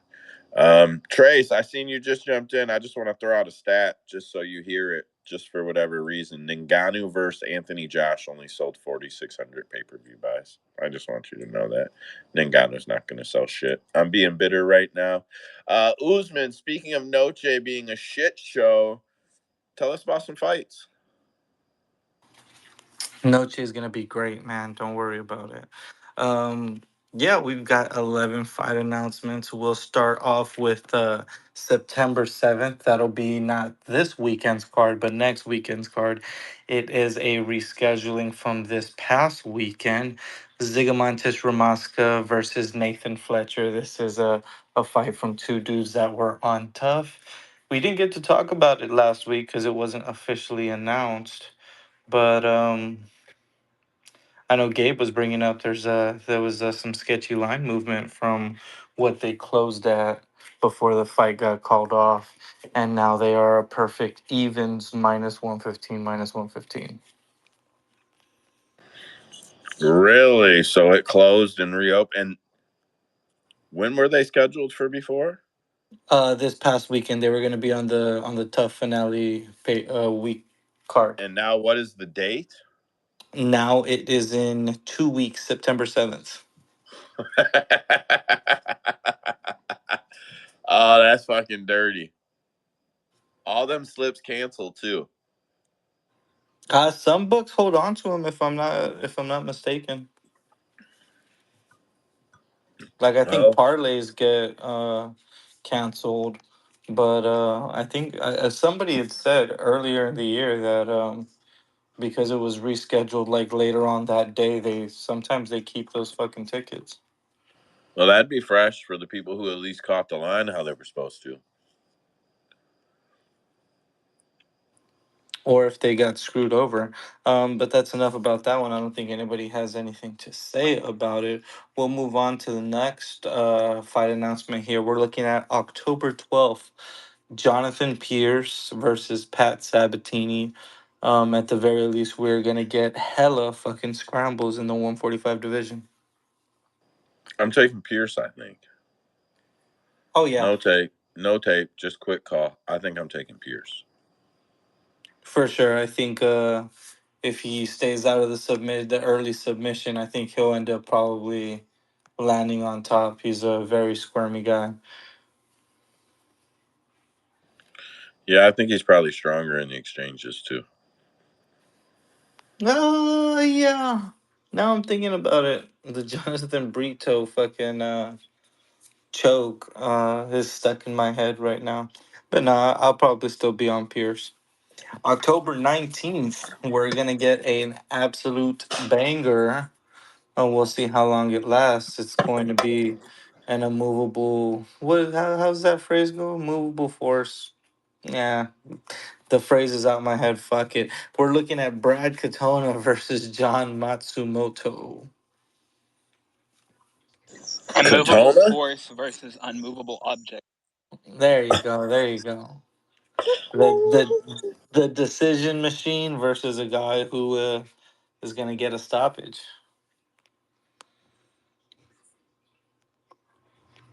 No love, I no think Brad love. dies in that. I hate Brad Katona, bro. I'm not giving him no love. I don't even like him. It's all right. Didn't expect much talk about it. I just know a lot of people like John Matsumoto, a Brazilian guy with an Asian name or Asian guy with a Brazilian name. I do not know. On to the next one. We're in Abu Dhabi, UFC 308, October 26th. The best, everybody's favorite Neanderthal, Miktek Orbay against Matus Rebecki. Now that's a banger. That one's gonna be fun. That is a fucking banger. Damn, bro, Rebecca. Are you on Rebecki or? Yeah, I'm taking Rebecca. Mike, who are you taking? Who y'all talking about? Mikbek Orbay against Matus Rebecki. Oh, that's a good matchup. I don't know. I'd have to do the tape study. I can't really say. We're on Mikbek Orbay. You know that, Mike. Just say it. I mean, I'm high on him too, but man, Rombeski is a that dude's. Did he win his last fight or did he No, lose? he got brutalized by Carlos Diego Fiera. Oh yeah, okay. Then I'm on Autobot. Yeah. Yeah, just matchups. I think Orbay is going to wrestle hard. Rebecki didn't seem like he was the best nail in that fight. I always shout out Carlos Diego Fiera though, because he lives right by me. Let's go. November 2nd, UFC Edmonton. Wait, wait, We've wait, wait. caught a What is lot right of by you? What is right by you? like 30 minutes. Oh, okay. I thought you meant like he was your neighbor. Nah, that would be cool though. Come on, you think if he was my neighbor, I wouldn't get a hookup on the fucking on an interview or something? You might hold out though. You're a gambler, bro. You might not reveal your cards till it's time. You know what? I'm probably just gonna pop by his gym and say, "Hey, yo, give me an interview, bro. What the hell?" He probably would just do it. You know what? Maybe we might. November 2nd, UFC Edmonton. We went through a lot of the card last week. We've got two more on there. We're looking at Sari City versus Garrett Armfield. It's a cool little bantamweight fight. Yeah, Garrett's trying hard to gain some momentum for himself. Social media's included, so I wish him well. Well, City has become the face of this season's Dana White Contender Series, which is weird. I know he got signed last year, but you notice all the fucking commercials about Dana White Contender Series, and like City's got a front page with a damn commercial and all that shit. You would think that this is like a LeBron James or Dana White Contender Series or some shit. Usman, who'd you say Garrett was going to go against? Sari City. And that's a DWCS dude? Yeah. Oh, dude, easy. You fade him first fight, he wins his second fight. Next. Come on, bro. I ain't mad Garrett at that. has been grinding though. Doing the giveaways and the likes Who, and the wait, who is comments. City fighting? He's fighting Garrett Armfield, and don't cut off YB again. That was a solid read by YB. I gotta give him that. Mike, I was just joking, bro. Tell me who you got, bro. You seem so excited. Oh, I just didn't know who you said. Dude, I don't know. That's another one I don't know. I like City, man. City, I think City beat Tavares. I thought that decision was whack, but I probably pick City. Interesting fight for sure. I think the bet there is the over. There's going to be over 2.5, but I think that'll be a good little parlay piece. Let's get on to another one here at UFC Edmonton. We're looking at Mike Mallow versus Trevin Giles. So we know at least one Canadian man is going to get a win. I'd like to touch on that. I feel like Giles could touch him up with the jab. Honestly, I mean Giles' jab is pretty nasty, man, and Oh, Malot's I there to be knew hit. you were going to be on Giles. Like, I knew it deep in my core. I was like, Trace is on Giles. And you know what? I I don't might know. tell you. I don't know if I'm on Giles, but I do think there's a path. I do think Malot's hittable, and I think they both have bad cardio, so it probably goes down pretty quick. Yeah, and I'm actually not a fan of Giles, and I think this could be a good matchup for him, especially with his wrestling getting better. Because you see him like he's a little bit harder to take down, and I think on the feet that jab is going to light him up. Yeah. Yeah, the joke was to fade on male Canadians, right? But if we're looking at bad gas tanks, like Trace said, I think Giles definitely has the better gas tank. And all he has to do is stop a takedown. So, YB. Giles, 2 losses in a row. He's gonna get fucking murked. Malone has got to do something to get to wash our brains of him getting raped in the last 30 seconds by Magny. He's got to come out and he's got to get a finish. UFC knows that. They're like, yo, our boy fucked up, but we'll give him one more shot. Here's Giles, 2-loss streak. Get the fuck out of the UFC, boy. I don't know, man. Giles is a prime candidate for the GM3 award. Uh, take a loss just to push another prospect. And Malone has already had his time in the sun. What's it called, Joe? I know you're sitting behind that desk in your underwear. Pull them underwears down, brother, because November 16th we're getting Carini Silva versus Vivian Araujo. Y'all want to see a free money? It's Carini by sub. To the moon, bro. Carini to the motherfucking moon. You think the over's going to hit or is going to be the under? It depends on what they give us. If they give us 1.5, which would be stupid, I think the over hits. 2.5 is going to be a lot closer, and I think we might see one of those rare lines where it's like over 2.5 minus 125. Under is going to be plus 115 or some shit like that. I bet you hit that one on the fucking nose, bro, because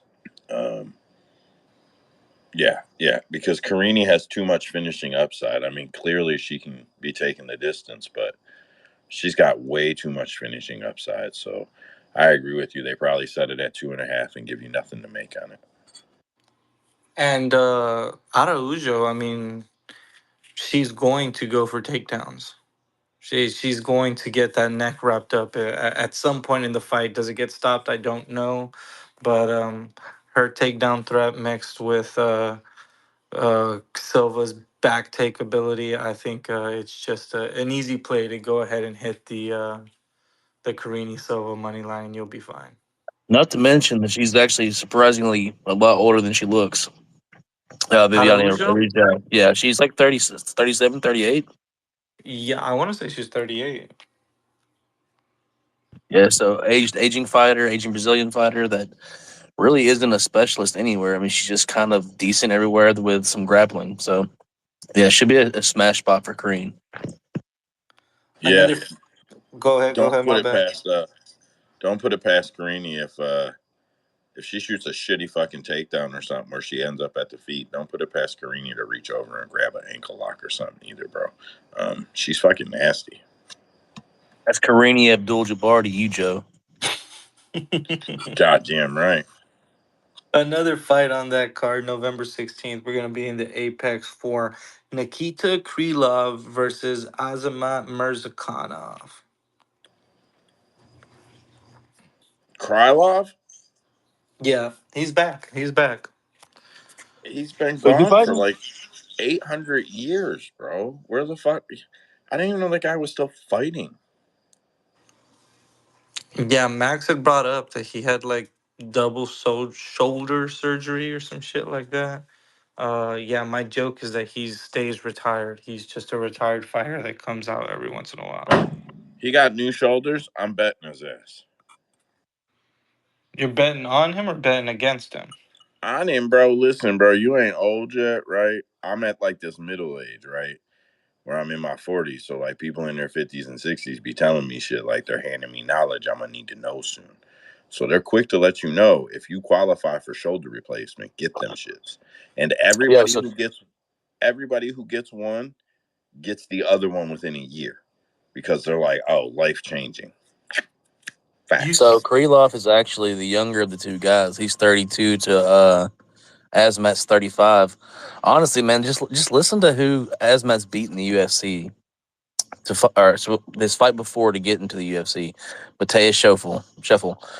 And from there, Tufan and Chukwi, Devin Clark, Dustin Jacoby, not a bad win, and then Alonzo Minifield. Like, Kenny Krylov is a considerably good step up in competition for him. Uh, the Miner does find a way to lose in some of his fights. I mean, he is a all or nothing fighter. He's goes out on his shield. I'd probably take Krylov in that fight, especially at dog money.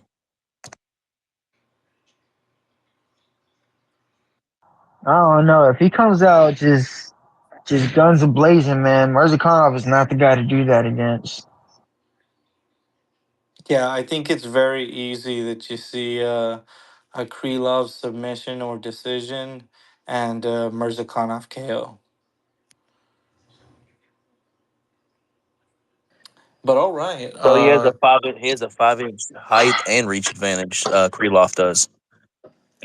Krylov is gonna sun that. Yeah. But hasn't Mirzakhanov always been the shorter guy? Yeah, he's a Yeah, but baby.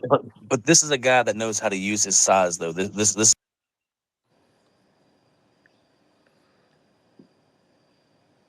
He's a fat middleweight. Look, all I'll say He's- is I was in a car crash and fucked up my shoulder, and I made this very clear to y'all. And Joe didn't tell me get the fucking surgery. So screw you, Joe. November 23rd, we've got one fight for UFC Macau. We're I'm looking at sorry. Carlos Hernandez versus, and I practiced this name multiple times today, Nyamjar Tumen Dembero. What? son, good on you for that one. Yeah, debuting fighter Nyamjar Tumen Dembero.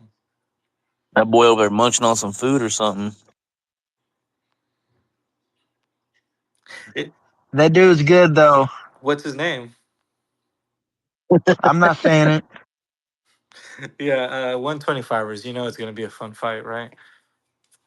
And final card, we're looking at December 14th, UFC Tampa. Two female fights. We'll get through this first one pretty easily. Tracy Cortez versus Miranda Maverick. Who you got? So this is gonna be one of the Cortez. most debated fucking fights. Didn't we already did this shit though, right? Like We didn't get to break it down. We didn't get to the card. But yes, this was supposed to happen the week after UFC Denver. Hey man, I say y'all saw Aaron Blanchfield dominate fucking Maverick. Expect Cortez to do the same. 100% agree with that. Yeah, I don't think this is going to be a debate. I think this is everybody on Cortez, and hopefully we get some good money on her since she's coming off of that Rose loss. Yeah, if she's under 200, man, dump your money on her. I honestly think that's gonna be like a pick 'em, or the odds are gonna be close. Then I'm gonna dump my life savings on her.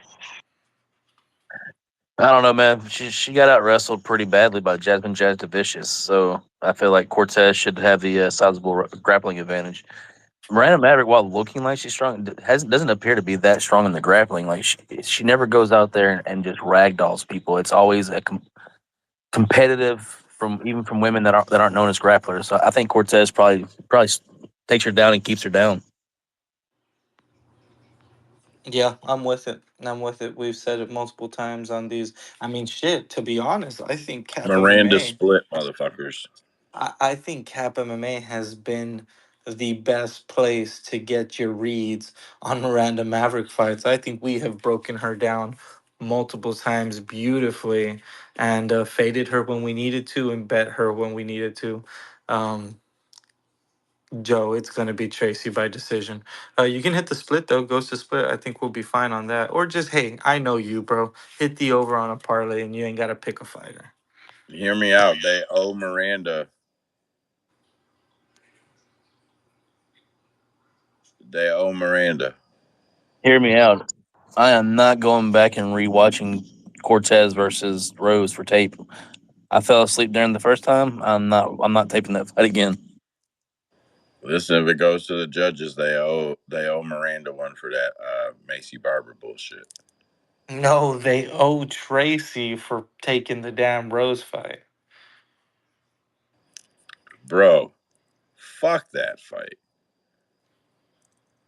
I'm with But Trace. you know That what? fight fucking We're going to sucked. go on Hey, and Rose is the underdog. to Tracy? No way. No, to Oh, no, Blanchfield. that line's dead now, bro. That line is absolutely. Wait, what's the line I'm now? pulling it up, but I know the last time I checked, it was even minus 115, minus 115. Pulling it up. Give me a second. Give me a second.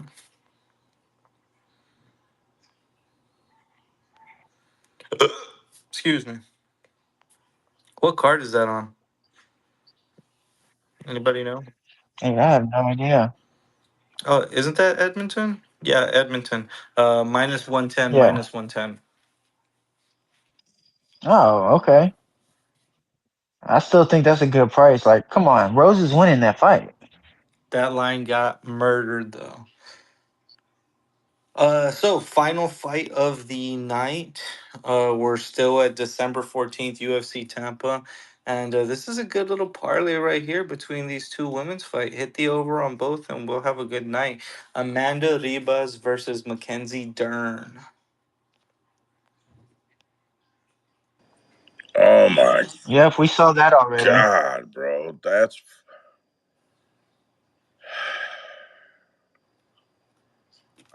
do I have to watch it? Why'd they rematch so soon? Didn't they just fight a few years ago? Yeah, I want to say about 2 years ago. Let me bring that up. Who won? Yeah, Rebus won. Rebus won pretty Damn. convincingly. Well, Dern's on a winning streak, so I mean, she only won once, but yeah, she's on a momentum now. Yeah, one win. Still looking for it. Give me a second. I'm gonna watch that fight, but you know. Fucking But you know YB. what? So that was in 2019, and yes, Amanda Ribas won a decision. Oh, damn. So that's way further than I thought. Not very relevant. Oh, That's a UFC Fight Night 161, Joanna Jędrzejczyk versus Michelle Watterson Fight Night. God damn, man. Jesus. Feels so long ago. Damn. That's a whole bunch of cards ago. Amanda Ribas versus Mackenzie Dern. Ooh, that'd be a sweet ass jujitsu exchanges. But I feel like Dern would probably catch something, don't y'all? Nah. Nah, bro, nah. That's a decision all day. Yeah, you're probably Over. right. Over. Over. Over. yeah. Even though it happened that far back, I still feel like it'll happen the same way. I think Rebus still I wins. don't do actually. Now that I think about it, with Mackenzie not really having any concern about getting taken down because she's fine rolling on the ground. The power shots, man. She does have some power in them hands, and Rebus is very hittable. It could turn into a stand up war, and I do think Dern probably has the better stand up. If not, definitely the more power. I agree with you on that for sure. That's why I you don't. could go split, but Nah, Dern's gonna win that probably pretty one-sidedly in my opinion, but it's gonna be decision, so who cares? Just bet the over. And she's back with her old coach right now, right? Jason yeah, Perillo. she is. God, please, man, she needs to. It's yeah, because the time she was in with him, that striking was bad, Absolutely. and I thought Also, she couldn't get any worse. I would love to know what like the overall record of them Garage Warriors are, man, because it can't be good. I don't know. Just look at Michael Oleksiejczyk's fucking career. But just like the bet on that fight, this fight announcement section is over. all right. I got a few more headlines here. Dana White tagged John Jones at John Jones, and then if someone posted like pound for pound or whatever, so Dana White commented at John Jones, and then 145 other people commented, and then Dana White put this word glaze just popped up out of nowhere. Like everyone says wild now. All this glaze talk is wild.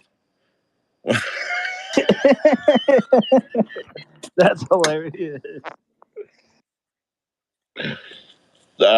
Fuck it. We gotta laugh at him, right? I was cracking up. So I don't know, what do they say? Give me my money or something, and then the last person they don't clap for or whatever. You guys seen this trend? Just give Just me give me my my money. money. Just give Yeah. me my money. So Raul Roses Jr. is doing that, trying to start it with Chewiwis, trying to get everybody to do Chewiwis. He's getting some traction. We'll see.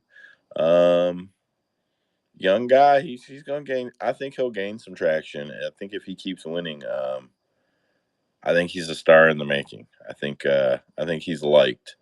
Dana White gave I 30 think he's a kids. Chihuahua. Dana White gave 30 kids tickets to UFC 305 the day before the fight. All I'm saying is, how do you give away 30 tickets to a sold out card? Oh, I'm sure they have.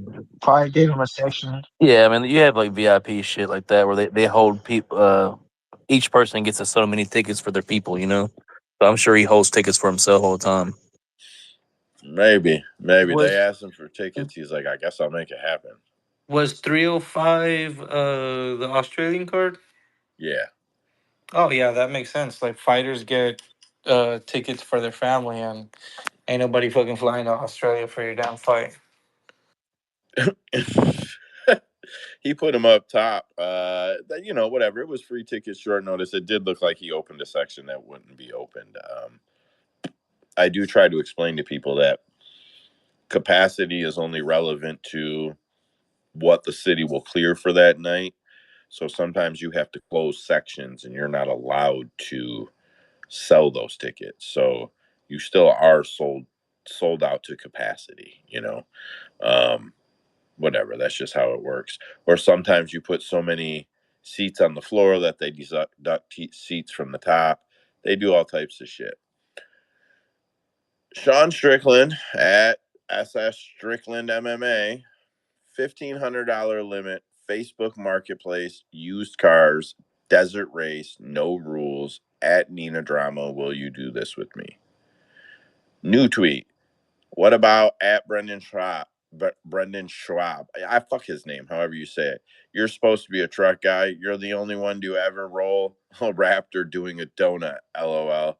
I just want to take a beater and Mad Max style race. Nina accepted. He put bigger balls than Schwab. I'm down. Meh.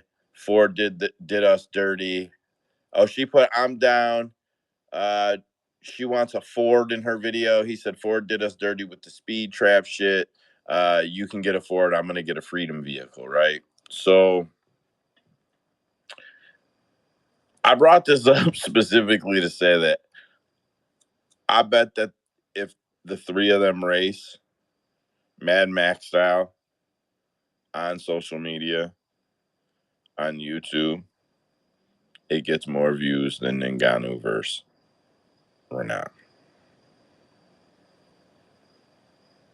Come on, Joe, you're glazing now. Nah, I bet it does. Nobody cares. You guys think I'm crazy. Nobody cares enough to pay to see Francis fight. They don't care enough to pay. They don't care enough to pay. Who in here that streams on a regular basis is going to buy the Francis PFL card? Raise your fucking hand. Yeah, YB put his hand down. He didn't want to be mistaken for being that guy with his comment and shit. Mike, so you stream all the time and you're going to pay for PFL? Salute to you. Oh wait, no. I don't stream. I actually pay for. I actually pay for my pay-per-views. So do I. I'm saying to all the guys that Hey, stream that we want to see all this pay shit. for the pay-per-views. Every single one of us, Mike. Lying I don't pay motherfuckers. for no pay-per-views. I haven't paid for one in like 5 years. Don't shout out your spot though. That's a good idea. Fucker already did. Earlier in the show. Yeah, I heard him. I use Rob's service to stream FBI. You hear that? Oh yeah, nvstreams.com. That's the place. Go get them motherfuckers. They did it. It's all them. Hey Fuck Joe, them. you should get Cap MMA like to legally stream it. We'll get so many views in there. I'm looking for. Did you guys see Daniel Rodriguez's new tattoo? It was a head tat, no? Yeah, the back of the head tat. Yeah, okay. So here, I'm gonna post it in the comments. MMA Mania posted it. Have we seen a fighter get this tattoo and not lose 3 in a row?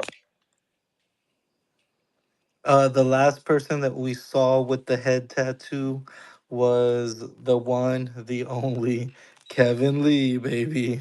And what happened to him? Yeah. Mm-hmm. And He y'all remember retired. y'all remember Bam Bam Bigelow, right?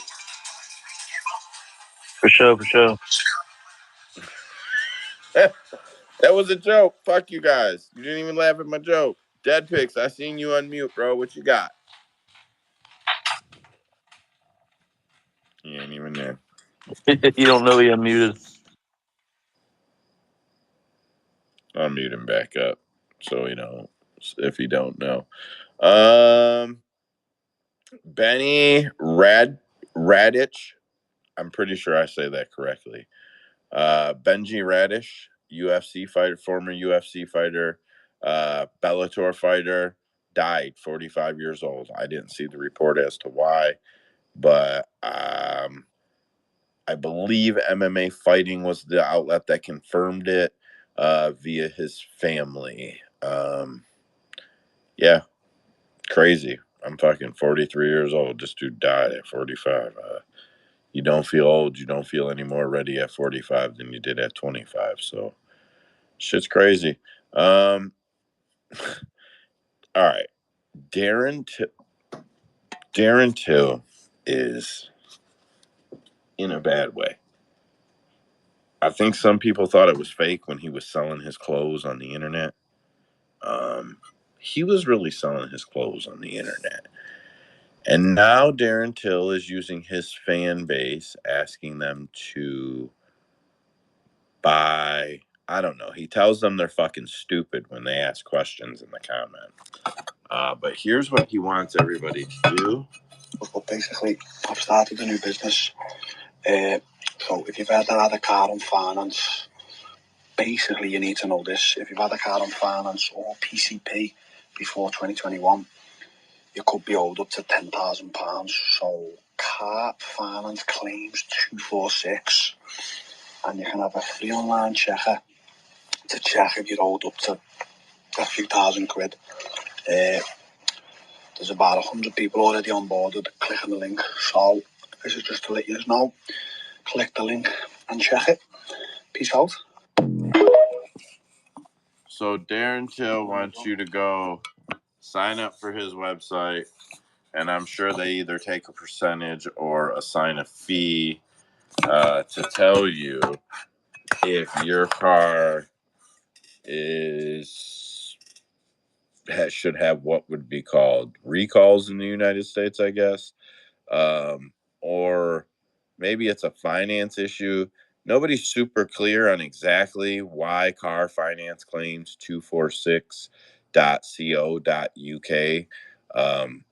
is a fucking thing. It sounds like he rebranded someone's website and is using a spot on their server to try to take a percentage or get people's information and sell it. Yeah, that's fucking, in my opinion, that's a little more low level than Chimaev and his meme coin. At least some people were just dumb, you know? Like, why would you think that a Chimaev meme coin is going to be worth fucking money? Like, what?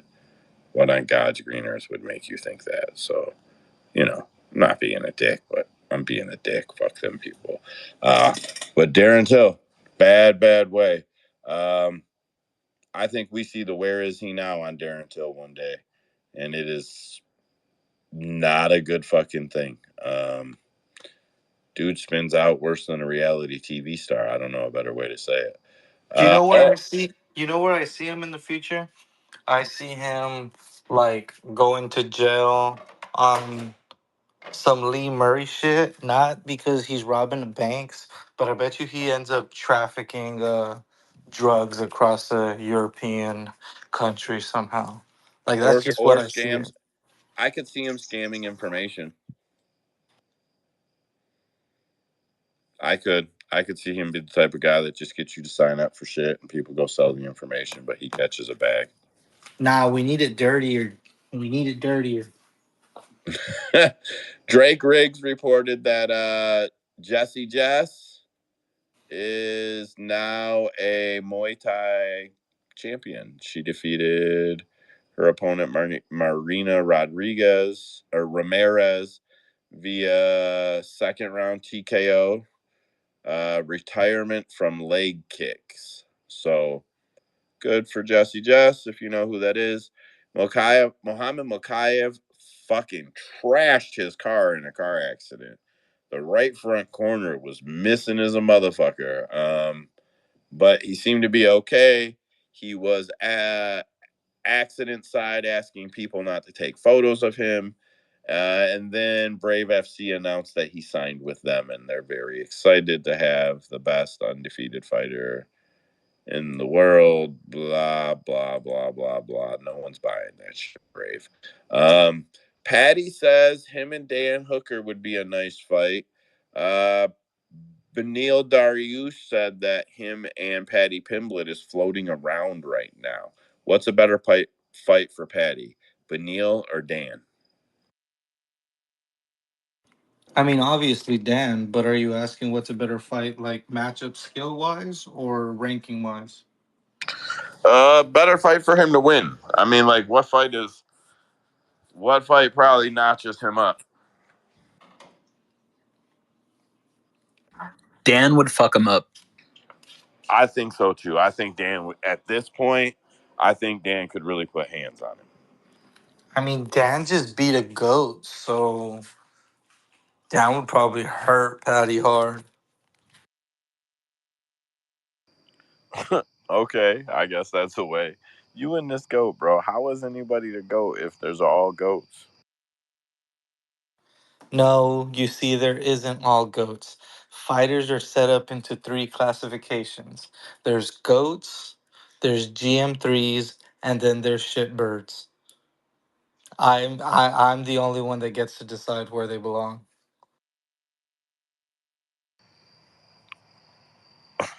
All right, but how many goats are there? Per division, Sure. maybe two. All right. Well, we'll have that discussion one day for sure. There's no fights for a few weeks, and I'm in this bitch every Tuesday. So maybe next week we'll find out what Usman's two goats in every fucking weight class are. And Okay, look, December, we're going to have a long break after December 14th. I'm going to write out the GOAT list. write that bitch out. I think I saved last year's prediction. I saved the link to the space in the bookmarks somewhere, so I can go back and check what our predictions were. Um, I probably have the show saved and just typed them all out, but we're gonna do that in December too. Give us something to do during the break. So, Mike, which fight is Patty more likely to win, Beneil or Dan Hooker? Ooh, Beneil or Dan Hooker? Hooker would probably light him up. That means I would probably give him the advantage, a better advantage against Beneil, but I still don't think he wins that one. I agree. I think he has a way better shot against Beneil. Trace, who are you taking in that fight? Not who are you taking, Trace. Who does Patty have a better chance of beating, Beneil or Hooker?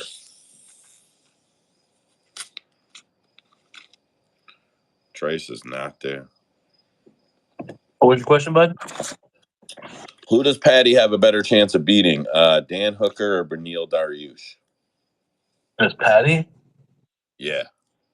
Oh, I would say he has a puncher's chance against Benny, but I don't know. I think they both tough fights for him. I just think Yeah.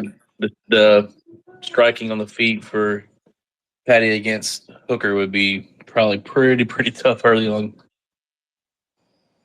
Yeah, I think Hooker could put it on Patty Pimblett at this point. Dan has really got on the secret juice or something. Just fucking around, but something. Usman. Fuck both of those fights. The fight that needs to be made is Paddy Pimblett versus RDA. Why would we want to see that? Because that's the right move. 15 versus 13. Usman, did you say RDA? Yeah. Yes. Yeah, that's perfect. Hey Usman, you got a question in the comments? Yeah. Connor J asked, where does Herbert Burns fit into your GOAT criteria? And I replied saying, oh, that's an absolute shitbird. Fair enough. And Gilbert doesn't make the list either way, right? Yeah, no. He's on the very edge of falling into GM3. Oh, that's a good spot. I got to give you credit on that. Fuck, that's going to be a fun segment. All right. Chris Cyborg at Chris Cyborg posts at Chris Cyborg post.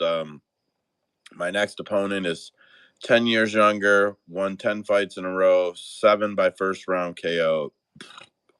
She's the betting favorite. She ran Judo Kayla off. She's trying to sell it. I think at this point in her career, Cyborg has boxed. Cyborg has fought for everybody except the PFL officially, right?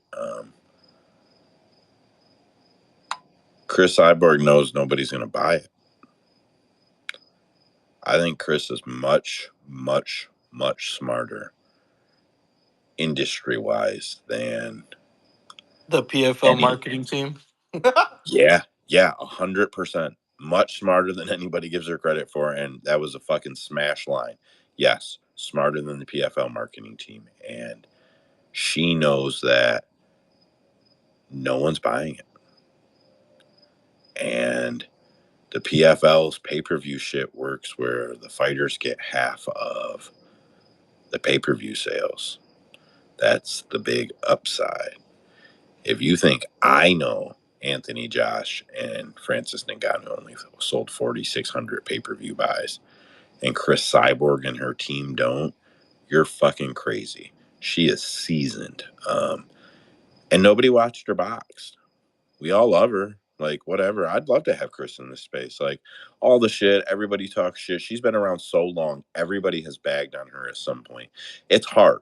It's hard for a fighter to be around 20 fucking years and you always agree with them and never, bag on them at all.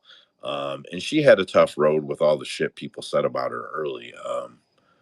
But she knows nobody is fucking tuning in. At least not for pay. So I don't know. I think that the PFL is pushing co-promotion badly. Francis Ngannou is their big tool. He's a tool of choice for them. He chose to do that.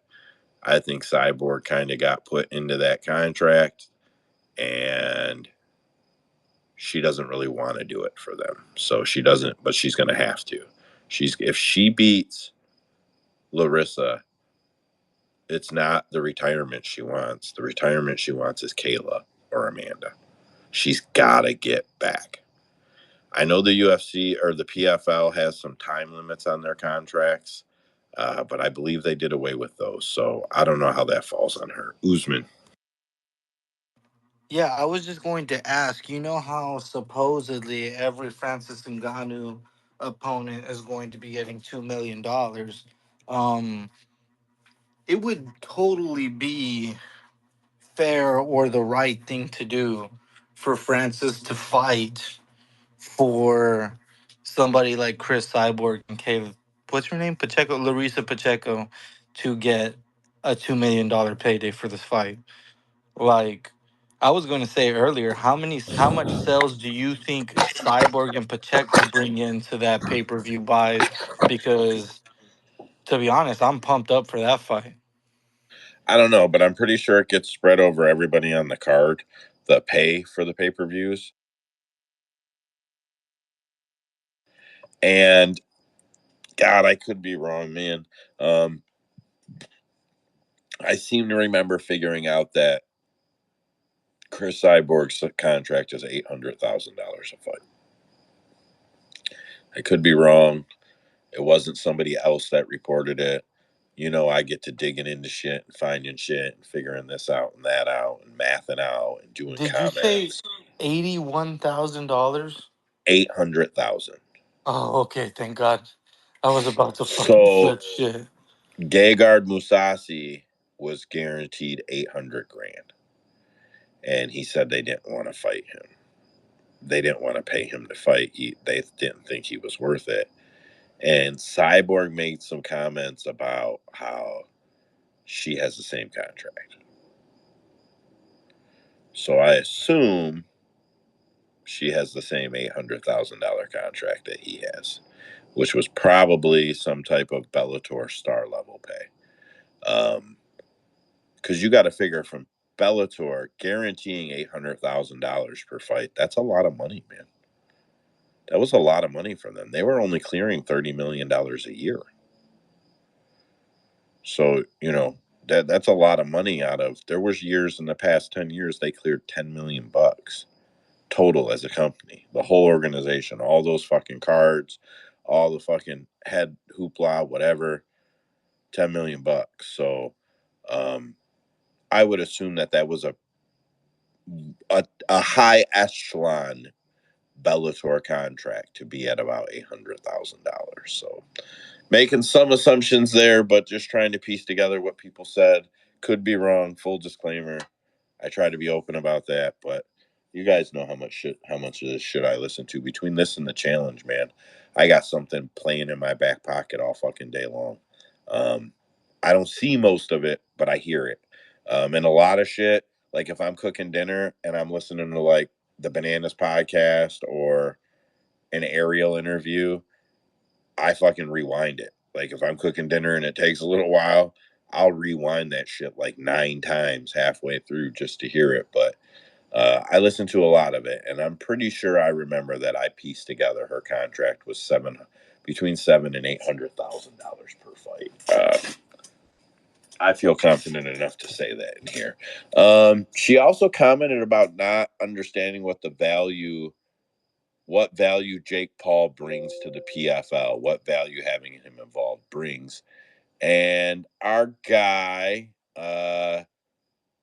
Cade Morehouse, ran into PFL CEO Peter Murray.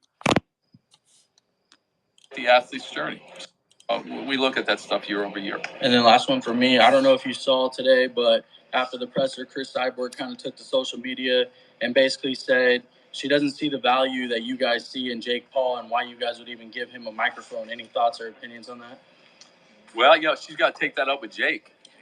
So Jake's a partner of the PFL. We're proud to have him in the mix. I mean, he's such an advocate, for combat sports, for the athletes. He's blazed his own trail. His scorecard's pretty good, as it relates to his brand, his voice, his platform, his success. And he's going to continue to blaze that trail. And the fact that we have someone like Jake being an advocate for MMA and to, promote these fighters, it's a great thing for the sport. It's great for the PFL. An event like, our pay-per-view event, October 19th. So Chris is entitled to her opinion, but that's our opinion. So he basically just said that, well, Jake Paul has a big following, so that's what he really brings. All that shit about Jake Paul advocates for the fighters and all that shit, since the PFL has been partnered with Jake Paul, they have paid $3,000 and $3,000 to at least 5 dozen fighters. So they can kiss fucking ass with all of that too. They are crazy. It is crazy they talk about fighter rights and everything that fighters should get and can get all the time. That motherfucker's got a US or a ESPN deal. It's worth at least millions. They're paying dudes $3,000 and $3,000 to fight. Man, I'm tired of it from the PFL. Mike. Whatever happened to that deal with Jake Paul? Because didn't he say something like he was working a deal with them on fighter pay where the fighters get like 40% of the revenue of that fight night card?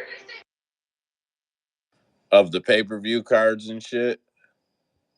Yeah, something like that. Yeah, Jake Paul's full of shit, bro. He's just like Francis Ngannou. I want this, I want that. The UFC is bad. The UFC is bad. The UFC is bad. I want this, I want that. Oh, but I don't expect any of that from the PFL. I'm going to side with them. And then we're going to stand over here and I'm going to trash the UFC. Francis went over there because the UFC wouldn't give health care and all this other crazy shit, right?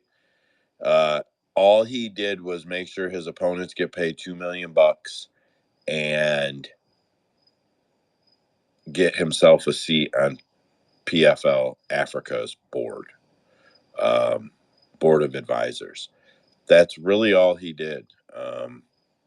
They didn't give the fighters health care. They didn't do any of the shit that he expected the UFC to do. And he can say all that shit about, oh, I was supposed to fight John Jones for $600,000. No. They offered you what would have been about $10 million a fight. If you and John had great pay-per-view success, it could have been upwards of $15 or $20 million a fight. In his next 3 fights with them, he would have made $30 million. His next 3 fights with PFL and both boxing matches are like $34 million. So he didn't get anything he wanted that he expected from the UFC, but he got a board seat with the PFL. Jake is an official partner with them. To what capacity, they don't over discuss, but they have used the term official partner. That means Jake contractually is partnered with them in some way. Now, I've done all of their finances, and I don't believe that Jake has any money invested in them.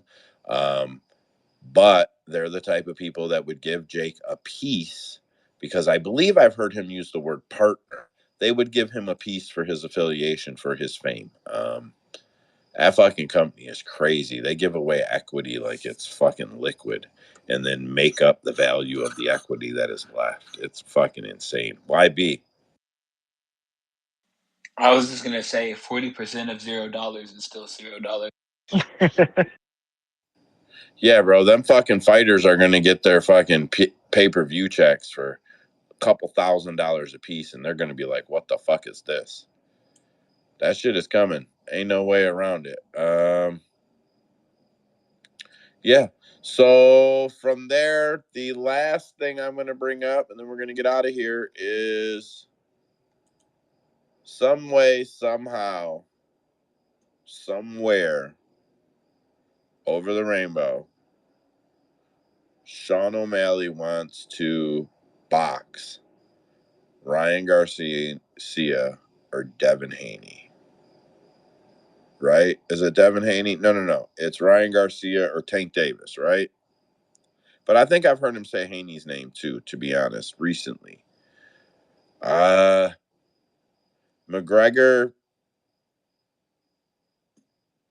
BKFC's O'Malley before that happens, in my opinion.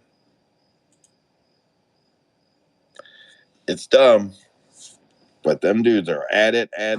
And if the UFC could cross promote that in any type of way and let Sean feel like he broke out of the promotion, I think Sean would go up to 155. He's mentioned that he would. He doesn't think that Conor could make that anymore, but if Conor could, he would. And he smashes on Conor all the time, and Conor low key smashes on Sean and fucking deletes it all the time. So Conor likes to post about Sean all the time, and then Sean just puts it on video and leaves it out there. I don't know. That one heats up for McGregor to be an old man.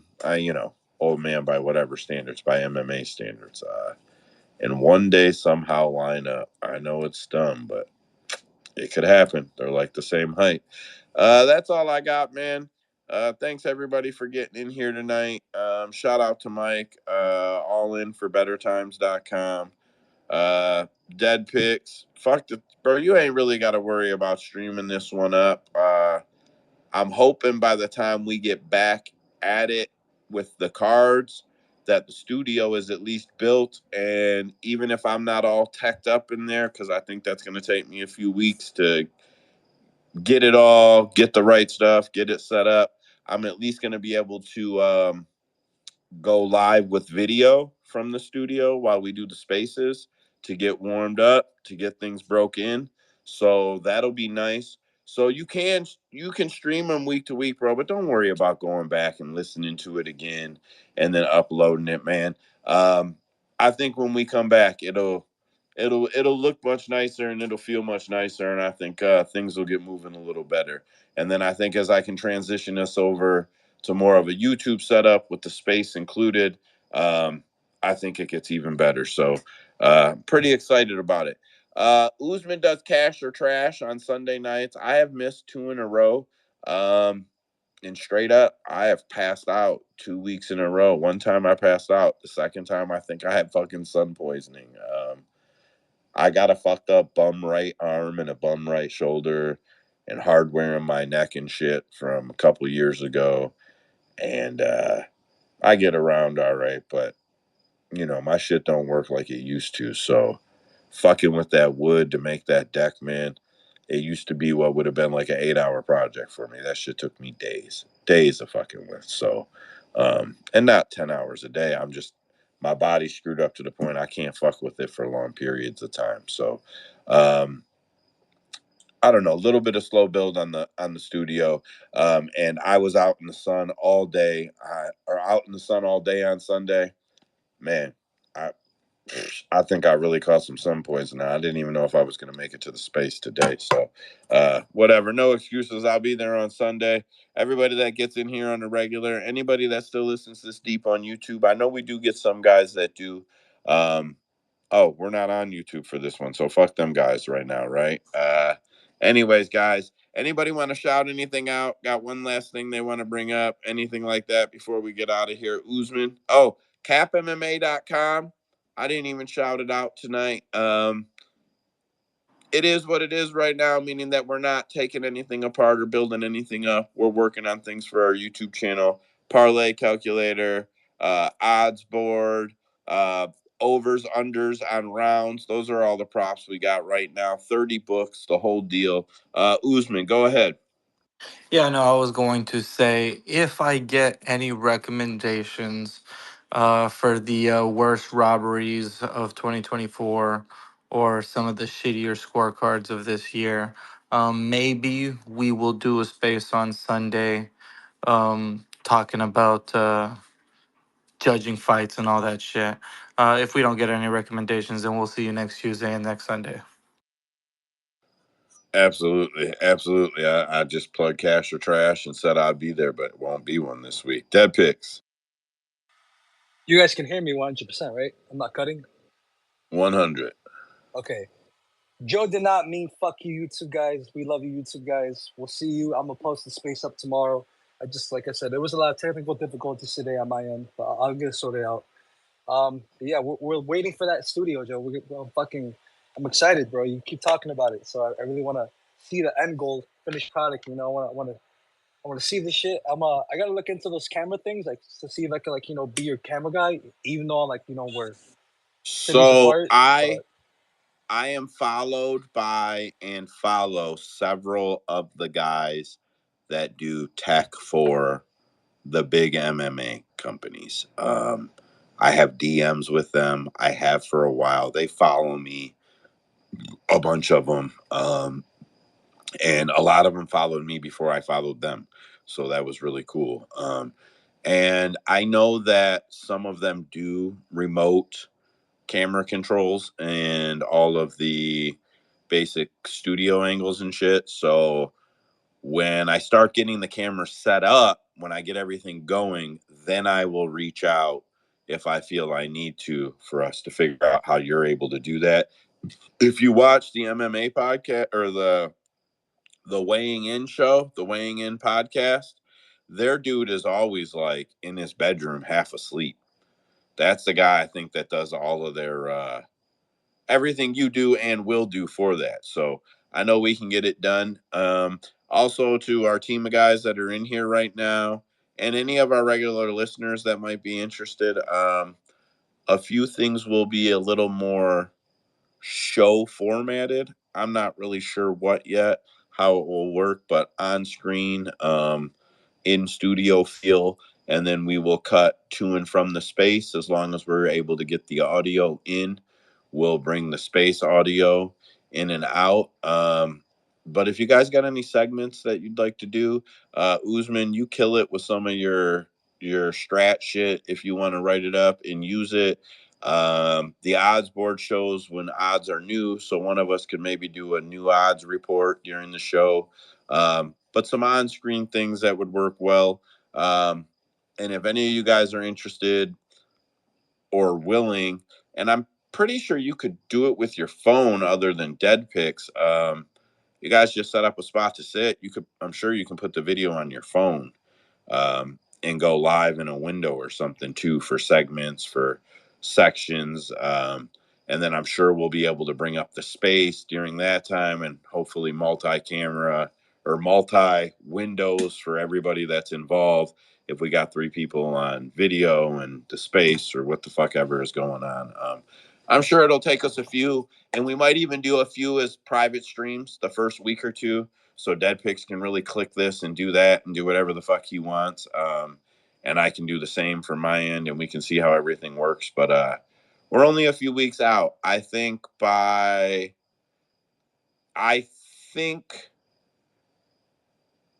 the end of October,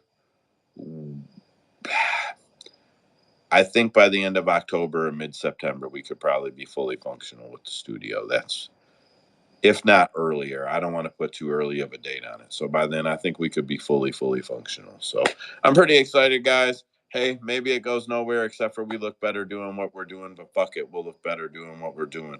Thank you, everyone. Thank you to the guys. Thank you to everybody. Connor J, bro, I think you're at work. You listen to the whole fucking space, and you listen because you're with the thumbs ups and the thumbs down. So you listen to the whole fucking thing. I see you every week. Man, I don't think the time slots will line up, but if there's ever a spot you want to do or just argue with me for 5 minutes, 5 minutes of MMA argument or some shit, bro, let me know. We'll work that shit out. Later on, boys, capmma.com.